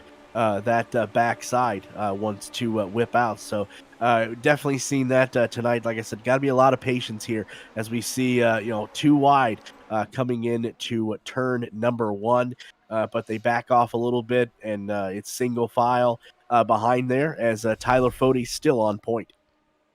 Yeah, Tyler Fode still your race leader. Ethan Stanley now scored in second, as he's battling with Chad Frankenfield for that second position. So battling continues to brew here all throughout the top 10. Now it is Ethan Stanley barely over Chad Frankenfield. Frankenfield moves back over Stanley. Of course, Tyler Fode loving every moment of this. Once again, just able to take an opportunity to pull away just a little bit. 38 laps to go now here in the Rodger Ward Memorial 250. It's Craig Forsyth battling with Ethan Stanley. Side by side there, we do have Jared Rexing pitting way back in the 16th spot. He is multiple laps down due to earlier incidents, as now we're single filed out. But here comes Chad Frankenfield He does not like single file. He's going for that race lead, and he is going to get it on the inside of Tyler Fode. But Fode, again, on the outside lane, he's having that great opportunity to just step on the gas and make it stick. Yeah, he absolutely is. But, if you're the other competitors, what do you do? Because you've seen early in the race, Tyler Fode, that high line, he can run and run successfully. And then he tried to pin him on the apron, and he had a lot of success there as well. So if you're Chad Frankenfield or the drivers behind him, what do you do when it comes to Tyler Fode? Because he's got his car working on both lines. I think at this point you really have to hope for a mistake out of Tyler Fode. He's looked very unbeatable tonight. You may briefly get a chance at the race lead, but Tyler Fode very quick to battle back and find his way back up front. And I think that's something that everyone else has struggled with. Nobody's been able to maintain that race lead except for that 40 machine of Tyler Fode. Yeah, you're absolutely right. He has been the one that is consistently in the catbird seat there at P1. But he does have a lot of competition behind him, Chad Frankenfield and others. So as this race plays out here with about 45 race lead, Derik. Yeah, right there. As we talk about how competitive this race is, 3 wide there, and we just almost had a little bit of a touch there. We almost had a big touch there. Yeah, and Tyler Fode in the lead, but Forsythe and Frankenfield nipping at his heels. Absolutely, Forsythe nearly took a huge bite out of his heels there, let alone a nip, as Craig Forsythe went for a big send on the inside of Frankenfield, and Fode nearly collected them both in what would have been a massive incident at the front, because as you see through this corner here, everybody's together. Oh, Frankenfield, huge hit in the outside wall. And yeah, good driving there by being patient as Chad Frankenfield hit the wall there. No caution, nothing major happened, and we race on. Chad Frankenfield able to stay in the top 5. As you see him send it on the high side here, you really have to wonder what kind of damage may have occurred on the number 15 kicking the tires machine for Chad Frankenfield there. Able to maintain 4th, so maybe a lot less damage than I would have thought, as you see him going to the inside of Craig Forsythe for that 3rd position. As you see Jorge Neva now chasing down Tyler Fode for the race lead. Yeah, definitely a lot of competitive cars behind Fode. So it is too close to call right now with a little less than 30 laps to go. There are a handful of drivers that are in position to win this if something falls their way.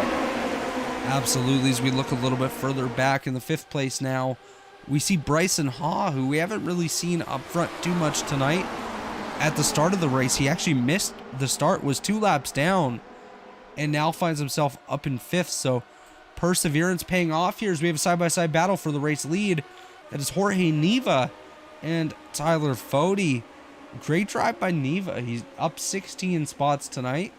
Now 17 as he is scored temporarily as the race leader, but Tyler Fode once again has that high side advantage here.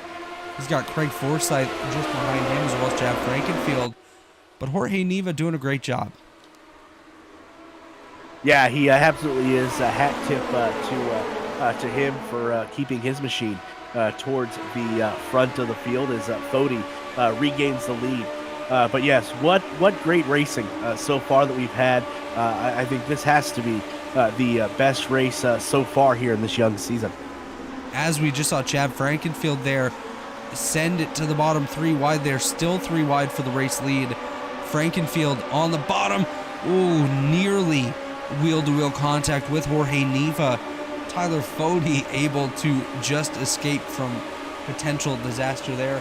Chad Frankenfield drops back to the 6th spot as you see him chasing down the Bryson Haw and Jim Herrick machines. Frankenfield kind of stuck at this point, jumps up in front of Mark Murphy, trying to get by Jim Herrick. You're going to see him likely send it again, as here's Jorge Neva once again to the inside of Tyler Fode. Craig Forsyth just behind them. This is a 3-car battle for the race lead. Tyler Fody is going to lead this lap here as we enter lap 69. That's a nice lap here. 32 laps to go in the Rodger Ward Memorial 250 at Pocono. This is the Warriors for Classic series here on the Elite Racing Network. Jorge Neva just absolutely devoured the apron there. It seemed like he got half of his car down there, as we're now 3 wide for second place. Here comes Bryson Ha trying to work his way up into second. Oh, big slide there by Craig Forsyth. Nearly a disaster. Yeah, they avoided a disaster there, but we touched on this early in the race with so many cautions early and so many cars being taken out or having to retire. Bryce Hall was one of those guys that we said, watch out for. We didn't name him specifically, but we said watch out for it. It's going to be one of these cars in the back that's going to be able to navigate their way through all these cautions, and with a little bit of strategy and a little bit of luck, Bryce finds his current position, P4, with 30 laps to go.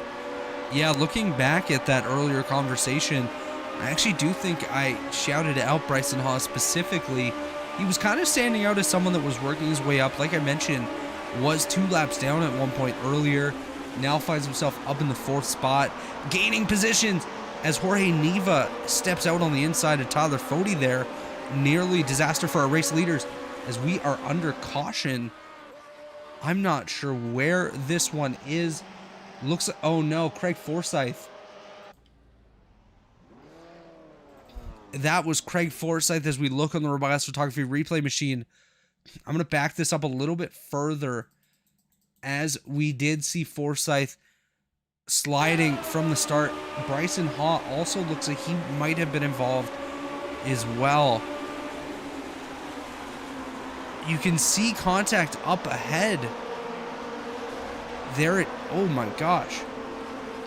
That's Craig Forsyth that flipped over there. Is that Bryson Ha that ends up hitting him? Yes, it is. So the incident starts up here, Derik, with Bryson Ha and another vehicle. Let's see if we can find out who that is. That's the 44 machine of Jim Herrick. They were battling up inside the top 5. A little bit of contact there on the side. Sends the Ha machine around down the racetrack into Craig Forsyth. Forsyth goes up and over. Bryson Ha should be okay, but Craig Forsyth may be done for the day. Yeah, that's a tough break for Craig there. He had a few hiccups early in the race. Was able to recover from them, work his tail off, and battle for the lead. But what a circumstance, unfortunate circumstance there for Craig Forsyth, as he's probably going to see his day be done. Yeah, definitely unfortunate there for Craig Forsyth and Bryson Ha. But, unfortunately for them, it does look like they're going to be out of the race. Here comes Tyler Fody now. We have to watch his car here and see if he's taking tires.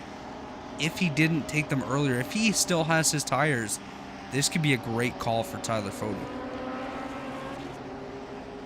Yeah, if he still has that one set of tires to put on in this, 28 lap stint, you can only imagine how tough his car is going to be to pass if he has fresh tires on compared to everyone else that has used their tires up. So if he does have a set of tires left, I think you're absolutely right. This is a great call by the Fody group. As we just saw, the jacks did go up on the Tyler Fody car. So I think he had his tires still on pit road. As we see an update from race control, that was deemed a racing incident between Bryson Ha and Jim Herrick there. As we are under caution number 7 here, 29 laps to go. New race leader, Jorge Neva over Mark Murphy, Jim Herrick, Chad Frankville, Bill Tyler. Then it is Rory Collins, Christopher Bryan, Bill Colley, Tyler Fody, and Ethan Stanley rounding out the top 10.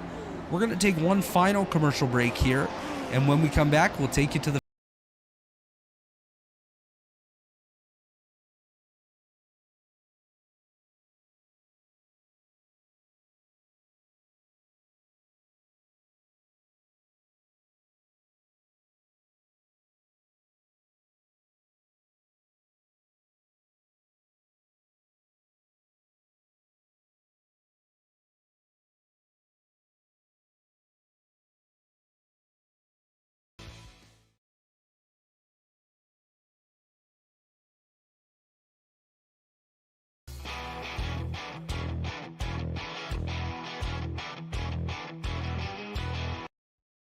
Racing isn't easy, but experiencing it is.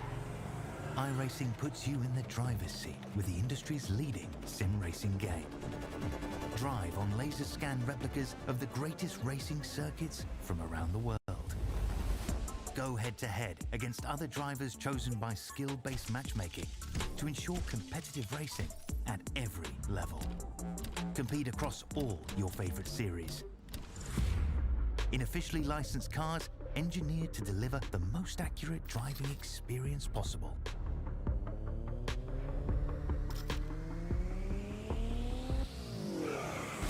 Join a race or host your own with players from across the globe.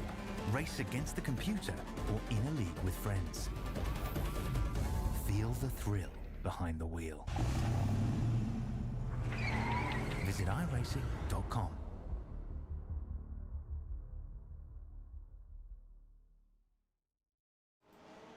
We are back in the Rodger Ward Memorial 250 here at Pocono. It is Jorge Neva leading with caution number 7 out on the racetrack tonight.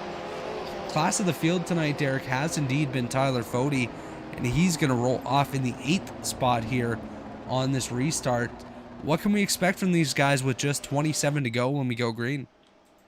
Yeah, I think we're in for, as we were talking off air there, I think we're in for one hell of a finish. And you talked about the potential of that big wreck and somebody that we haven't been keeping such a close eye on could sneak up and take this win. Or, as we talked about Tyler Fody coming in as about ready to drop the green flag, fresher tires, how quickly will he get to the front? Definitely something to watch as the green flag is in the air. Jorge Neva on that loud pedal here. I think it's definitely going to be something to watch as we see Tyler Fody try to work his way up through the field. You see him way back here with the Ethan Stanley machine. They're actually a good bit off of that lead pack, so it'll be very interesting to follow along, see what they can do. But guys like Jorge Neva, Mark Murphy, Jim Herrick, all hoping that Tyler Fody just doesn't have enough time to work his way up through this field, and they have the opportunity to maybe snag a victory. And you know, one thing we pointed out earlier was that guys could potentially work their way up and maybe snag some points, and now you're seeing it on the track. We only have 12 cars in the lead lap, so if somebody was involved in an incident earlier and is still in this event, they could still come up and maybe snag that last place points. Yeah, absolutely. If they were able to bide their time, kind of navigate through those early cautions, they could be in for a huge points day here, as we're down to just 25 laps in this race, as the caution comes out for the 8th time this evening. That looks like Rory Collins and Doug Nelson involved. We'll pull up the revised photography replay machine here, see what happened to bring out the yellow once again. It looks like it already started. Multiple cars there involved. Let's back this up further. I think we're going to jump. Here it is, right here. That's Rory Collins and somebody else. Is that Jordan Owens, maybe? That is Jordan Owens, the lap car involved with Rory Collins. Rory Collins goes for a big spin there. Comes down the racetrack. Doug Nelson, as he dodged a cone on the racetrack there, sent it into the corner. Noticed the wreck, sent it for a little bit of a spin. Was able to continue on there, but Rory Collins, unfortunately, now on pit road after contact with the lap car of Jordan Owens to bring out caution number 8. We are 25 laps to go here in the Rodger Ward Memorial 250. Yeah, and it's interesting, the cars that were involved in this latest wreck, because off air, I think we may have given those cars the kiss of death.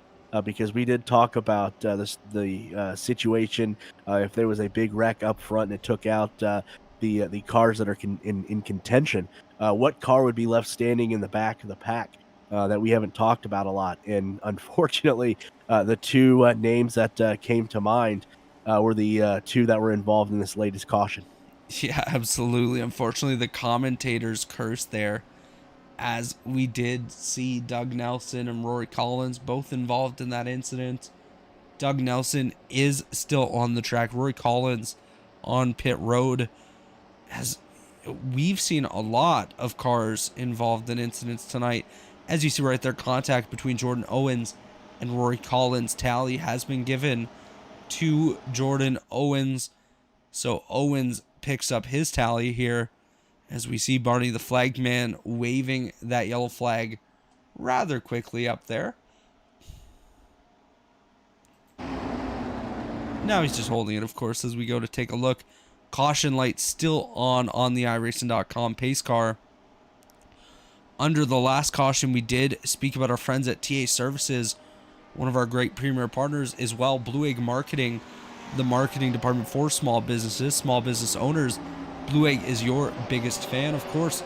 Worldwide Technology Raceway is a motorsport racing facility in Madison, Illinois, just east of St. Louis, Missouri, and close to the Gateway Arch, featuring a 1.25 mile oval, 2-mile road course, quarter-mile drag strip, and a state-of-the-art karting facility. Check out Worldwide Technology Raceway today. And this is the Warriors for Peace Classic Series. Warriors for Peace is a foundation promoting peaceful change in the world to honor the beautiful life of Jack Shockley. Check out warriorsforpeace.org for more information. That is warriors, the number 4, peace.org. This is the Rodger Ward Memorial 250. We are racing in memory of the great Rodger Ward here. And of course, Jorge Neva is our race leader over Mark Murphy, Jim Herrick, Chad Frankfield, and Bill Tyler. Tyler Fody just behind them.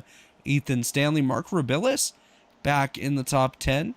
Christopher Bryan and Doug Nelson rounding out the top 10. And just as we are getting to the final stretch of this race, we'll take another look at the points entering tonight. Jared Rexing, your race leader, has had issues here. Cameron Rich, Drew Eisenman, R.C. Anderson, all not here. Justin Wadsworth, the tied for 4th in points, also had issues tonight. So Rexing and Wadsworth will both not score any points. Bill Tyler, who is next in points there in 6th, currently finds himself in the 5th position tonight. Tyler Fody is 7th. Michael Hossack, Chad Frankfield, Christopher Bryan rounding out the top 10. So we're definitely going to see a shuffle at the top of the point standings tonight, with likely one of Bill Tyler or Tyler Fody taking over that points lead.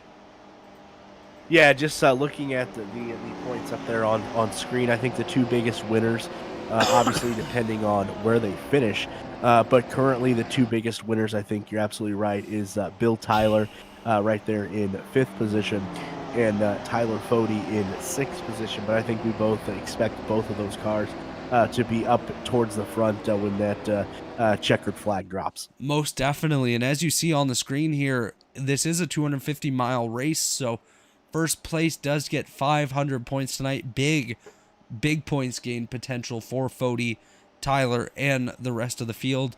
400 points for 2nd, 350 for 3rd, and so on. So, again, potential for a massive swing here tonight. Lights are off on the pace car. We will be 22 laps to go when we go green here in just a moment, with Jorge Neva and Mark Murphy leading the field. Yep, I think we got a whole lot of racing to go with 23 laps to go. And, I think it's too close to call right now to make a prediction, because, you look at the top 10, and every one of those cars, except for maybe a few, have led some laps or been a race leader this evening. So too close to call with 23 laps to go, but I think we got some exciting racing. And I wonder, too, if there's, maybe a car or two in the back that is holding back, not showing all their cards. Definitely potential for that. As Jorge Neva gets on the loud pedal here, we are back underway. 22 laps to go as we see Tyler Fody diving to the inside of the Bill Tyler machine back there. That is for 5th here, as Fody looking to the inside of Tyler, looking for his opportunity to race his way back up there. You have to think that throughout this sequence of green flag runs coming up here, Tyler Fody quickly has to make his way towards the front if he wants the opportunity to compete for this race victory tonight. As Jorge Neva has a moment up front, nearly steps out. Tyler Fody now looks to the high side. We're 3 wide there for the 4th position, 2 wide for 2nd with Frankenfield and Murphy. Tyler Fody just sending it on that high side. Yeah, if I'm the other drivers right now, you got to keep your eyes peeled on Tyler Fody. He's back to that high line that he dominated for the first quarter of the race today. So if he's able to get hooked in to that high line like he was earlier in the race, you better watch out, because he's going to come to the front rather quickly. As you can see, Mark Murphy up on the high line now, trying to put an end to that run that Tyler Fody's having on the high side. Chad Frankenfield looks to the inside of Neva. Here comes Fody to the inside of Murphy. Tyler Fody is there, and he is ready to go if he gets the opportunity. He slides up in front of Mark Murphy, though. In the 3rd spot, Chad Frankenfield is the race leader. Here comes Tyler Fody once again. Contact between Fody and Neva. Yep, good patient driving by both of them. Fody just got a little too high contact there, but they were able to elude and race on. 20 laps to go. Here comes Tyler Fody to the inside of Frankenfield for the race lead. Move Tyler Fody to the front. Here comes Jorge Neva on the bottom with him. Mark Murphy just behind Chad Frankenfield in 4th, but Tyler Fody back to the point, back to the spot that he has claimed as his own here tonight. As Tyler Fody has had one heck of a race. Here comes Chad Frankenfield once again. Yep, Chad Frankenfield on the low side of the track, taking the lead from Tyler Fody, but Fody looking back to the inside, looking to take the lead back with just 20 laps to go. 20 laps to go. Things heating up at the front between Frankenfield and Fody. Here comes Mark Murphy in the 3rd spot. Ethan Stanley back in the picture here, as are Jorge Neva and Jim Herrick. As we are 3 wide for the race lead, that is Ethan Stanley on the bottom of the race course here. This may get a little tight. You can see Frankenfield bobbling a little bit in the middle. Ethan Stanley almost clipping the apron on the bottom. Tyler Fody with the upper hand here, able to run the high side. Here comes Mark Murphy now, 3 wide for 2nd place.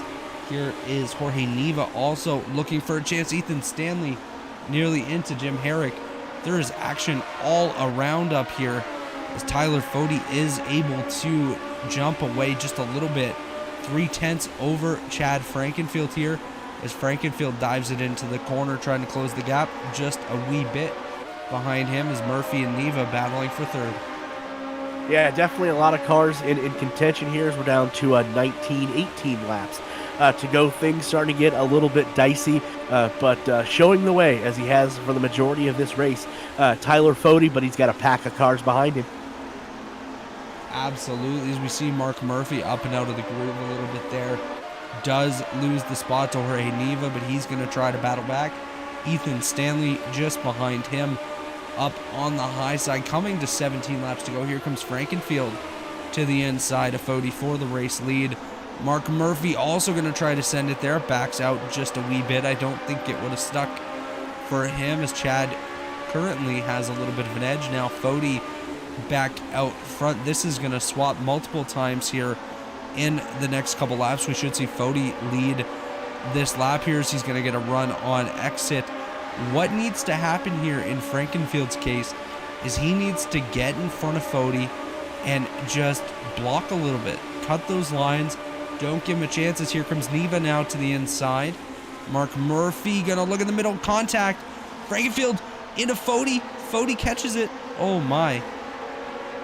Wow, that could have been disastrous, as you see Fody lose a little bit of time there goes from first to third. Frankenfield give him a little love tap there, but Fody was able to hang on with 17 laps to go. But those other drivers in the 1-2 spots, they cannot let Tyler Fody get that high line, because if he does, his car gets hooked up and he goes directly to the front.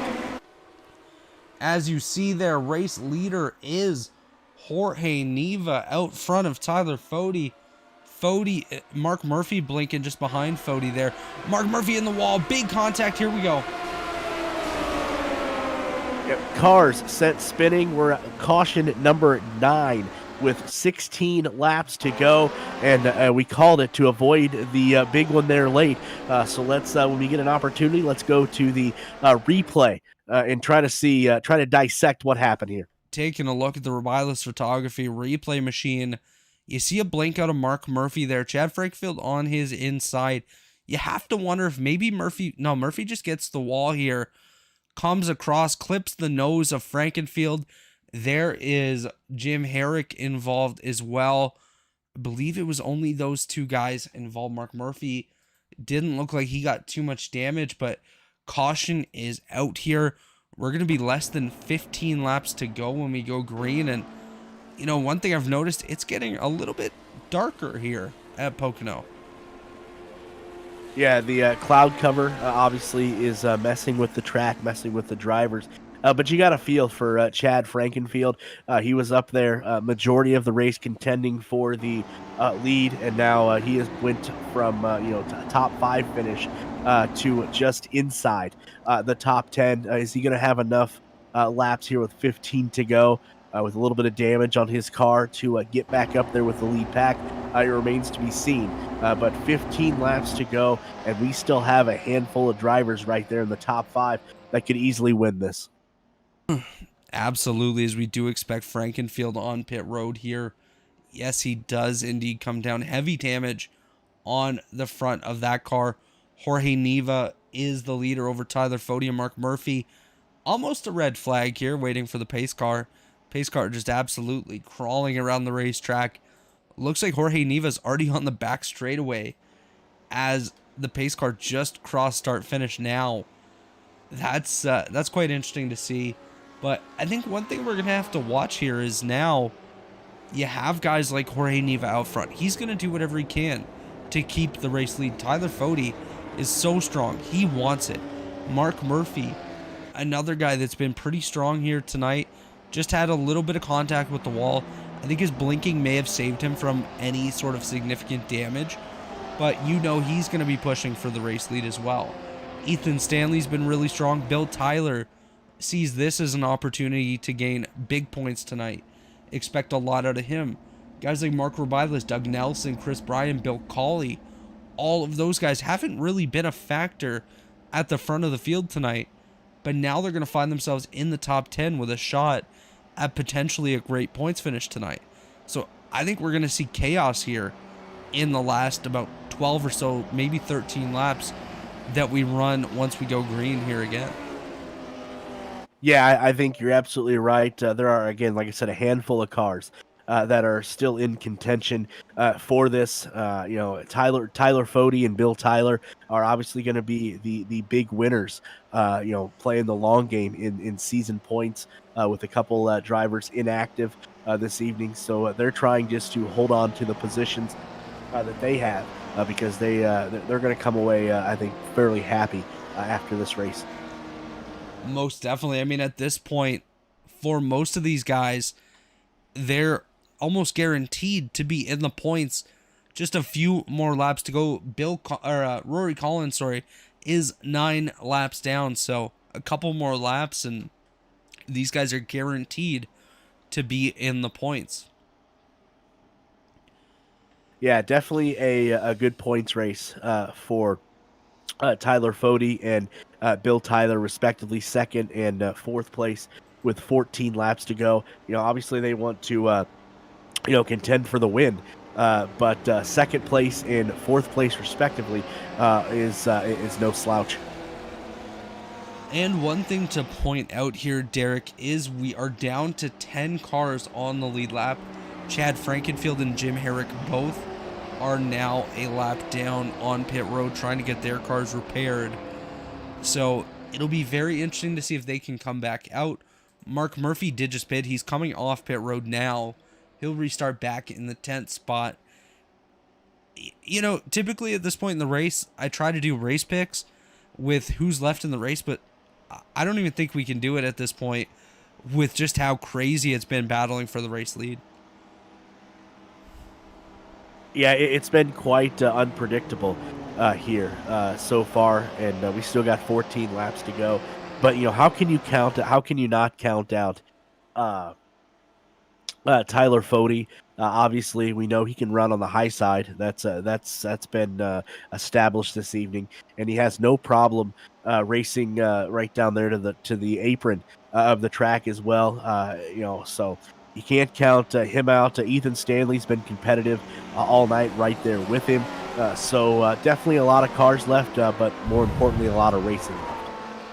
Absolutely, as we will be 13 laps to go. Barney has the green flag in hand here as Jorge Neva just about to enter the Geico restart zone. Green flag is back out. We are underway here. Jorge Neva with a great restart there. Tyler Fode just in behind him here. We do have an update there from the lap 84 incident that was deemed a racing incident. Kind of as expected, unfortunate, but it was a racing incident. Jorge Neva doing a nice job here from the restart here. Tyler Fode trying to run him down. Ethan Stanley trying to run Fode down, as is Bill Tyler and Mark Robillas. Robillas really has done a fantastic job tonight. You know, he's gotten a lot of airtime being the sponsor of our replay machine, but just the fact that he's been able to rebound from his earlier incident says a lot, as Tyler Fode does go to the inside of Jorge Neva, move Tyler Fode back to the point, but Neva going to look for the opportunity once again to get by. 12 laps remaining here in the Rodger Ward Memorial 250. Jorge Neva to the inside of Tyler Fode. Here comes Ethan Stanley behind the Neva machine. Fode going to be a little bit stranded on the high side, but that's no issue for him, as that has been his preferred line all night long here tonight. Yeah, I think it's going to be tough if Tyler Fode's allowed to hook up to that high line. I think it's going to be tough to knock him out. But Jose Neva doing a tremendous job there, riding the low side of the track. But Tyler Fode, if he's able to hook into that top side, I think everyone else is going to have a world of hurt. I cannot agree with you more. There's, you see here on track, we have that top five all together here, as Robillas and Tyler battling for fourth place there as well. Jorge Neva now looking back to the inside of Tyler Fode. Ethan Stanley right there as well. Here comes on the bottom Mark Robillas looking to get up into the battle as well. Coming to 10 to go next time by Tyler Fode, currently the race leader. One thing we have to watch for is any potential contact again. You know, earlier we saw Frankenfield into the rear of the Fode machine, gave him a little shock. He was able to continue on as Neva to the bottom of the Fode machine off of turn number 2, heading down towards turn number 3. Next time they hit the line will be 10 to go. Here comes Mark Robillas on the inside of Ethan Stanley for the third spot. That 96 having something to say a little late in the event here. Yeah, absolutely. That pack of cars there isn't going away.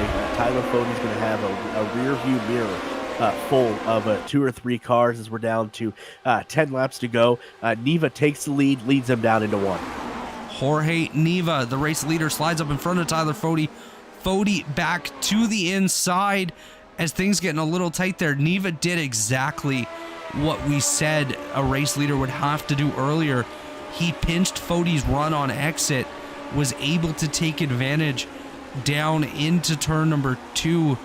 Looks like Fode has a bit of an upper edge here off of turn 2. Neva still on the high side. Ethan Stanley just behind him. Mark Robillas to the inside of Ethan Stanley. That's a battle as Jorge Neva steps out a little bit. Looks like he's dealing with some handling issues at this point. Not what he was wanting this late in the event. as Tyler Fode will lead the field to 9 laps to go. Yeah, it just seems like Tyler Fode's car is hooked in, no matter if it's the high line or if it's the low line. He can race anywhere, and I think the other competitors, are starting to realize that it doesn't matter what line Tyler Fode takes. His car hooks in, and hopefully they got something for him. Absolutely, as Tyler Fode does continue to lead over Jorge Neva. Neva doing a great job on the inside. Here he comes once again. Things getting a little tight for third there between Rabilis and Stanley. Stanley able to clear as he works the high side now, trying to get back to Tyler Fode. Bill Cawley has crashed in the rear. Are we going to stay green? We will not. Caution number 9. This might change everything here. Yeah, I think you're absolutely right, as caution 10 comes out for Bill Cawley, and we'll check this out here on the replay. The Rabilis photography replay machine here. Bill Cawley, I guarantee it just steps out on him. And it does, looks like he clips the apron, which is never what you want to do here. Yeah, right there, just grabs a little bit of the apron. It sends the car around. That may be the second tally for Bill Cawley. If so, we'll be down to 9 cars still in this race, Derik. And just about every one of them has a shot at this victory. Yeah, with 8 laps to go, if you're race control for the audience out there, do you red flag this so you can put down every potential lap that you can? Because we've had exciting racing for towards the second half of this race. Do you red flag this so you can get every lap potential that you may need? If they could, they definitely would. I don't think they really have that opportunity, but that if it was available, they absolutely would, because just the battle we've seen has been amazing. Like, seeing guys like Tyler Fode up front, that's what we expected all night. As I mentioned, Bill Cawley just got issued his second tally of the night. He is done for the evening. Chad Frankenfield just re-entered the race 7 laps down. So he's looking to gain 1 spot, get back into the top 10, which he should have a good chance of doing so if he does not have significant engine damage. But as I was saying, Tyler Fode has done a great job all night. Jorge Neva, Ethan Stanley, Mark Rabilis, Bill Tyler, Mark Murphy, Forsyth, Nelson, Brian, all have done a great job. Who's going to take it? I don't know. Yeah, I'm right there with you with 7 laps to go. It's tough to call, but I think it's tough to bet against Tyler Fode. Again, he can put his car wherever it needs to be, high line, low line, and you don't see any downfall on either line that Tyler can run this evening. Yeah, Tyler Fode has done a really good job tonight. You really have to just wonder if someone's going to try to send it a little bit too hard here late and potentially cause damage to that 40 and themselves, and all of a sudden we have a really surprise winner. Yeah, who's gonna push their chips, so to say, all in to the middle of the table, maybe gamble and try to pick up their first win of this season? Well, we're going to find out in about 7 laps. At this point, Derik, no matter who takes victory here tonight, will be a first-time winner here in the Elite Warriors for Peace Classic Series. Of course, our winners so far have been Jared Rexing and RC Anderson. Jared Rexing had an incident early, is now scored out of the race in 16th. And RC Anderson, of course, not here tonight. He had some prior commitments that came up, was not able to make it to Pocono. But it does look like the lights will go off on the pace car this time, leading us to 5 laps remaining in the event. I'm going to ask you this right now, though, Derik. Do you think we go green all the way to the end, or do we see another caution?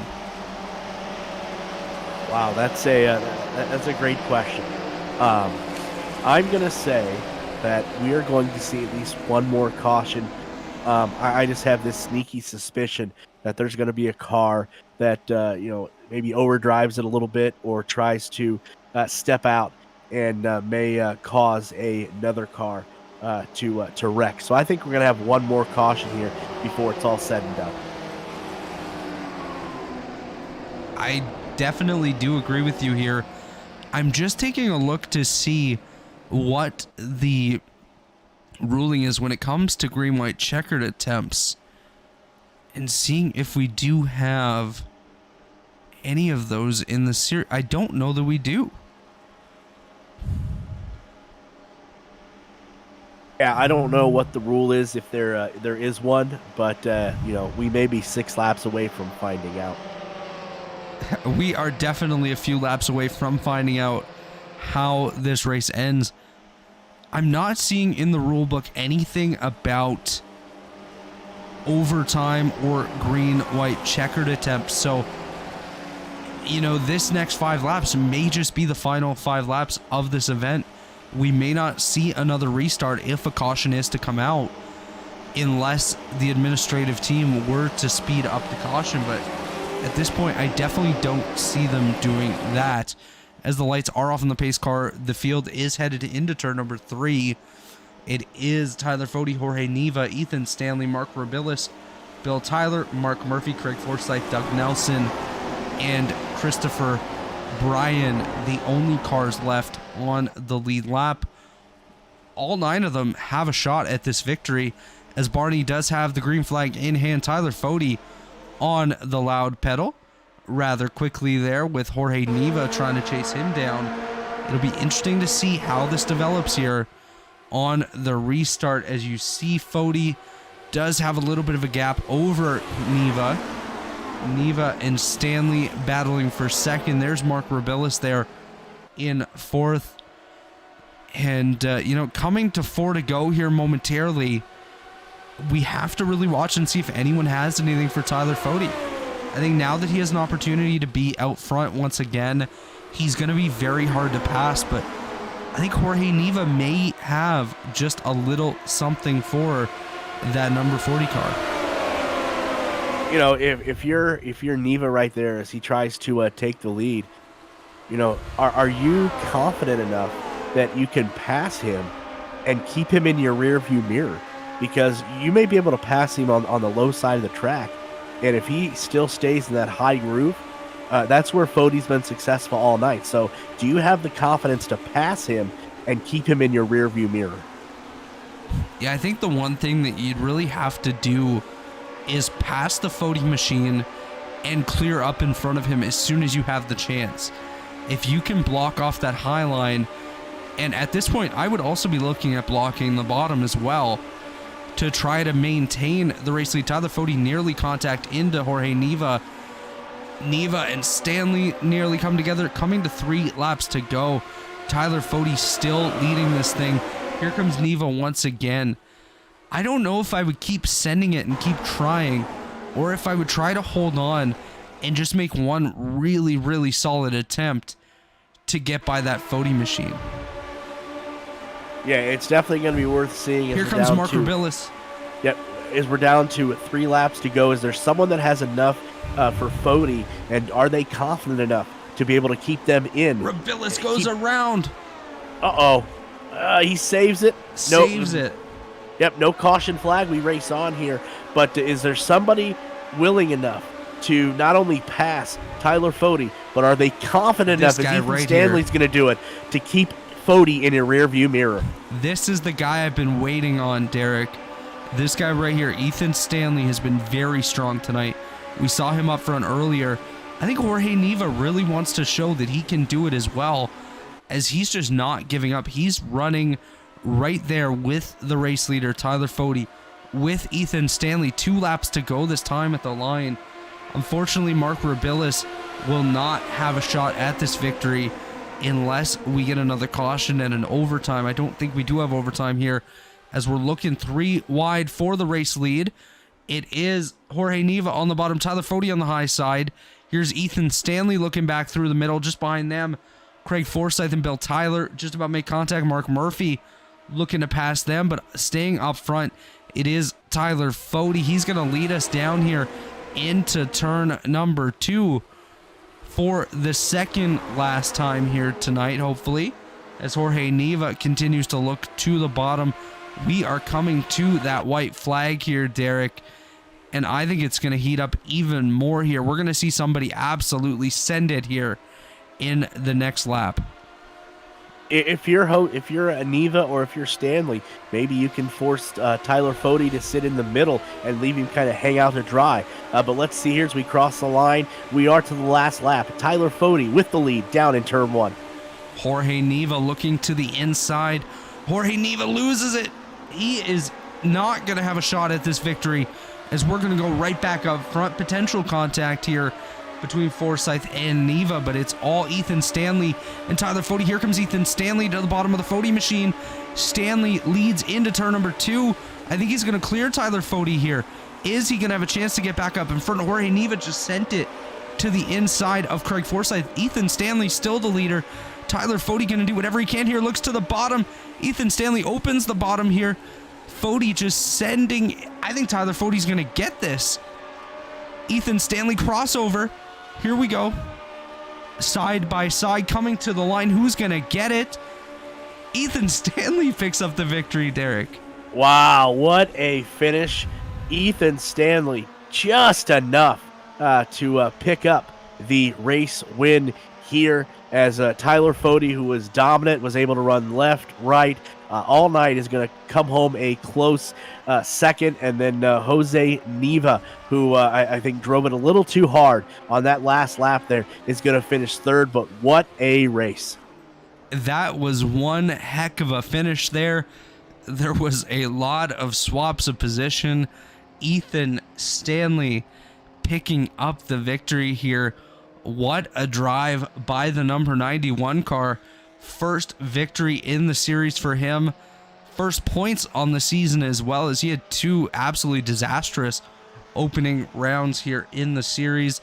Tyler Fode going to have a massive points day. Should leave Pocono as the points leader. Just barely over Bill Tyler. Jorge Neva with a great day. Mark Murphy battle back to 4th, Bill Tyler 5th, Doug Nelson in 6th, Mark Robillis after his slide earlier 7th, Craig Forsyth 8th, Christopher Bryan 9th, and Chad Frankenfield rounding out the top 10 as Ethan Stanley, rightfully so, burns it down. We are going to take a quick commercial break here as we work to get our podium finishers up here into the booth, and we'll be right back here on the Elite Racing Network. Racing isn't easy, but experiencing it is. iRacing puts you in the driver's seat with the industry's leading sim racing game. Drive on laser scan replicas of the greatest racing circuits from around the world. Go head-to-head against other drivers chosen by skill-based matchmaking to ensure competitive racing at every level. Compete across all your favorite series. In officially licensed cars, engineered to deliver the most accurate driving experience possible.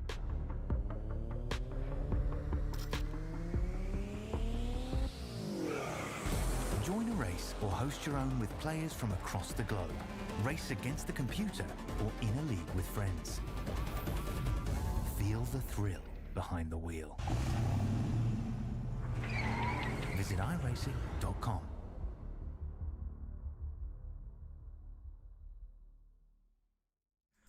We are back here at the Rodger Ward Memorial 250. We just finished up 100 fast-paced laps here around Pocono, and it all came down to 0.024 seconds. That was the margin of victory for Ethan Stanley over Tyler Fode. Standing by in the waiting room is Jorge Neva with Derik. Jorge, first off, congratulations on your podium finish there in third place. Walk us through that last lap. Looks like you may have went in a little too hard there and lost momentum. But still, overall, a great finish there in third place this evening. Thank you. Thank you.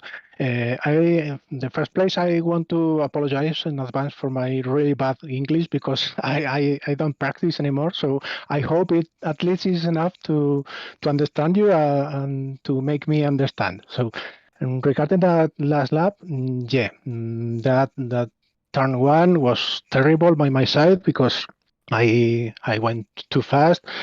I almost lost it, but I lost, I think, one or two positions. Then on turn two, I I I think I did it really wrong because I almost killed Bill Tyler.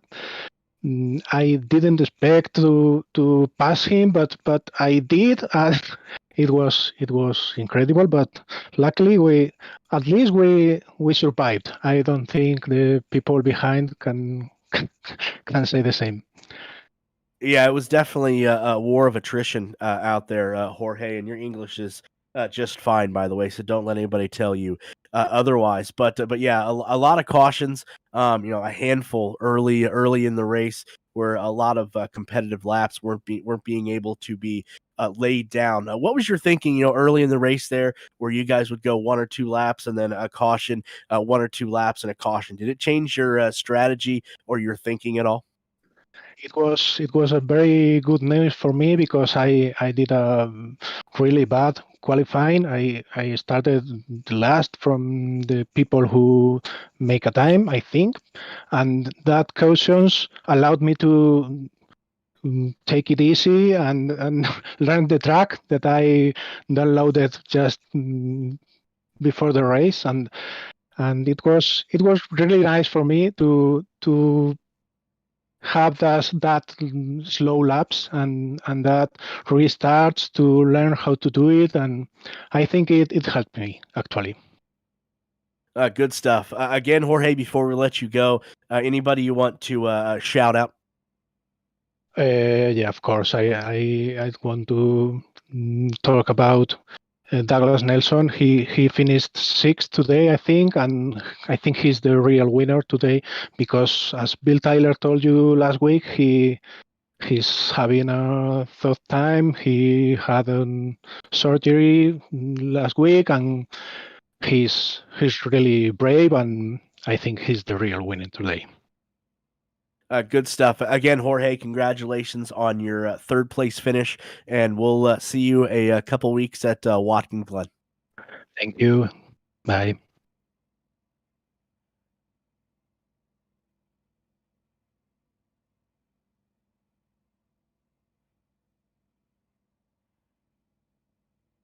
Seconds, 0.024 seconds was the difference between yourself and Ethan Stanley. What could you have done differently there on the last lap? Oh man, I don't know. I'm pretty gassed out right now from that race, but yeah, I knew keeping the lead was crucial, and you could kind of defend the top in 1 and 2 at least. And I think it was Jorge drove in a little hard in 1, kind of washed up and got everyone stacked up, and I was hoping that they were going to it was going to get Ethan out of the gas a little bit, so I would have some breathing room, but he hung it around the top and got a massive run down the straightaway there heading to turn 2. I was hoping to be a little bit more alongside of him. I didn't want to defend low and just have him breeze right around the top with all the speed he had. I wanted to make him make the move. And yeah, he just got so far ahead of me into turn 2, I couldn't really hang around the outside of him. So I kind of had to set it up for the short shoot to 3. In hindsight, I think I would have been a little bit higher up entering 3. I thought he was going to kind of run me down to the bottom, but the second I made the move, he got right out to the wall, which was pretty smart. I kind of had a shallow entry. And from there, I was just waiting for it to hook up. I knew I had to be the first one back to the gas to try and beat him out of the corner. And I kind of saw him in my mirror, and I was standing on it, and it was coming around, and I didn't know if we were going to hit or he was going to lift, but he played it absolutely perfectly, and I slid right in front of him. He crossed over, and it was a drag race from there. So I don't know, not much I could have done different. Maybe enter a little higher into 1. It would have been a little closer, but long race, and I'm happy to be second. It was a fun one. Yeah, it looked like you had a ton of fun out there. Led 64 of 100 laps here tonight. Fantastic run by you. And, speaking of the high line, it looked like that was your preferred line tonight. You looked really, really strong up there. What was it about the high line that really just worked well for you? Yeah, it was awesome. It was multi-groove, I felt like. And that was just the way I was playing it. I had the lead. I was just going to stay at the top. They could go 2 wide into 1. They could go 3 wide. I was just going to stay out there. The banking, I guess, gets a little bit more progressive as you go up. Not too much, but I don't know. I mean, it was all momentum, kind of, and it didn't seem to lose any grip no matter which lane you ran. So I was just keeping the speed up, and everyone was kind of pedaling it, trying to stay off each other down low, and that was really the way it was working. I was happy to be pulling it off. And looking at the points, you are now 40 points behind the points leader, Jared Rexing, entering the next race at Watkins Glen in 2 weeks' time. How do you feel entering another road course? I feel pretty good as long as RC doesn't show up. I think we'll be, basing off the one road course we ran, we should be top 5, hopefully top 3 speed. Depends on who all shows up, but I really like these cars. It's definitely something different, but it's fun. And I think we'll have a good shot at all of these really going forward. Absolutely. And just before we let you go tonight, Tyler, is there anyone you want to give a shout out to? Yeah, Blue Egg Marketing, KMP Graphics, painting the car, and you guys for hanging here with us for a long one, but it was fun. Well, congratulations on the runner-up finish tonight, and we'll see you in 2 weeks' time at Watkins Glen. Yeah, appreciate it. Derik, that was our runner-up tonight, Tyler Fody, and you are now standing by with our race winner, Ethan Stanley. Yep, I'm here with race winner Ethan Stanley. Ethan, have you ever been a part of a race that was that close of a finish? I mean, I've had some close finishes, but that was definitely up there for sure. That was crazy. Yeah, talk about your race this evening. You were battling up back and forth with Tyler Fody all night. It seemed like wherever Tyler wanted his car to go, he could do it. But at the end, you held him off.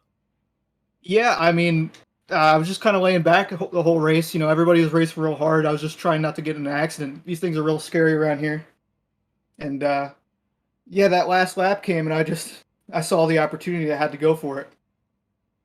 Yeah, you absolutely did. We seen that Tyler was going to stick with that high line, and you were able to cross him over. And when you crossed him over, just like he said earlier, it was a drag race, and you were able to prevail this evening. What was it like early in the race? I know, racing the first time here with these Lotus cars at Pocono, and it was tough, I thought, because you guys couldn't get down some competitive laps because you'd run about 2 or 3 laps and there'd be a caution, 2 or 3 laps and be a caution. Talk about that a little bit. Yeah, I mean, it really throws you for a loop because you're constantly just getting yellows and having to restart. Really, the problem is once you get going and you get into big packs, it gets really really tight and really intense, and you just got to give guys room, and it gets pretty insane with 3 wide. Yeah, there was quite a few times where we would see 3 wide racing, but I think for the most part, this was probably the most exciting race of this young season. Again, before we let you go, anybody you want to shout out? Just a shout out to you guys for broadcasting, and shout out to everybody that makes the league happen, Chad, and all the admins and stuff, and just it was a really fun time tonight. Excited for next race. I don't even know where it is. Next race will be 2 weeks from Watkins Glen, and if you haven't seen, your margin of victory 0.024 seconds. Oh, that's insane. Keep watching this replay back. Yeah, absolutely. But Ethan, congratulations on a well-deserved victory this evening, and we'll see you 2 weeks' time at Watkins Glen. Yeah, thank you. Well, Derik, that was our race winner, Ethan Stanley. He led 1 lap tonight, and that was the one that counted by 0.024 seconds. over Tyler Fody. What a performance by those guys tonight. Yep, Ethan led the most important one, the last one. So what an impressive performance. Not only by Ethan Stanley, obviously for winning the race, but second place finisher Tyler Fody, who, like we said, he could put his car, top side of the track, bottom side of the track, didn't matter. Tyler had that car hooked in all night, and then also our third place finisher Jorge Neva, who ran towards the front of this race as well. So looking forward to Watkins Glen there in 2 weeks' time, the next road course on this season. Hopefully we'll be able to have RC Enerson back to see if he can make it 2 out of 2 at road course tracks here in 2023. Definitely going to be a fun one in 2 weeks at Watkins Glen, but I think here at Pocono, that'll just about do it for us in the Rodger Ward Memorial 250 here in the Warriors for Peace Classic Series. Before we go tonight, I do want to give a shout out again to Warriors for Peace, Blue Egg Marketing, TA Services, and Worldwide Technology Raceway for their support in this series and the league in general. Of course, thanks to Chad Frankenfield and Dave Huckleberry for their work behind the scenes. Race controller Jonathan Cutlip for his help tonight, sending us all those great race control messages. Of course, yourself, Derik, and on behalf of Elite Racing Network, my name is Robert Hill Jr., and we will see you back here in 2 weeks' time at Watkins Glen. Have a good night, everybody.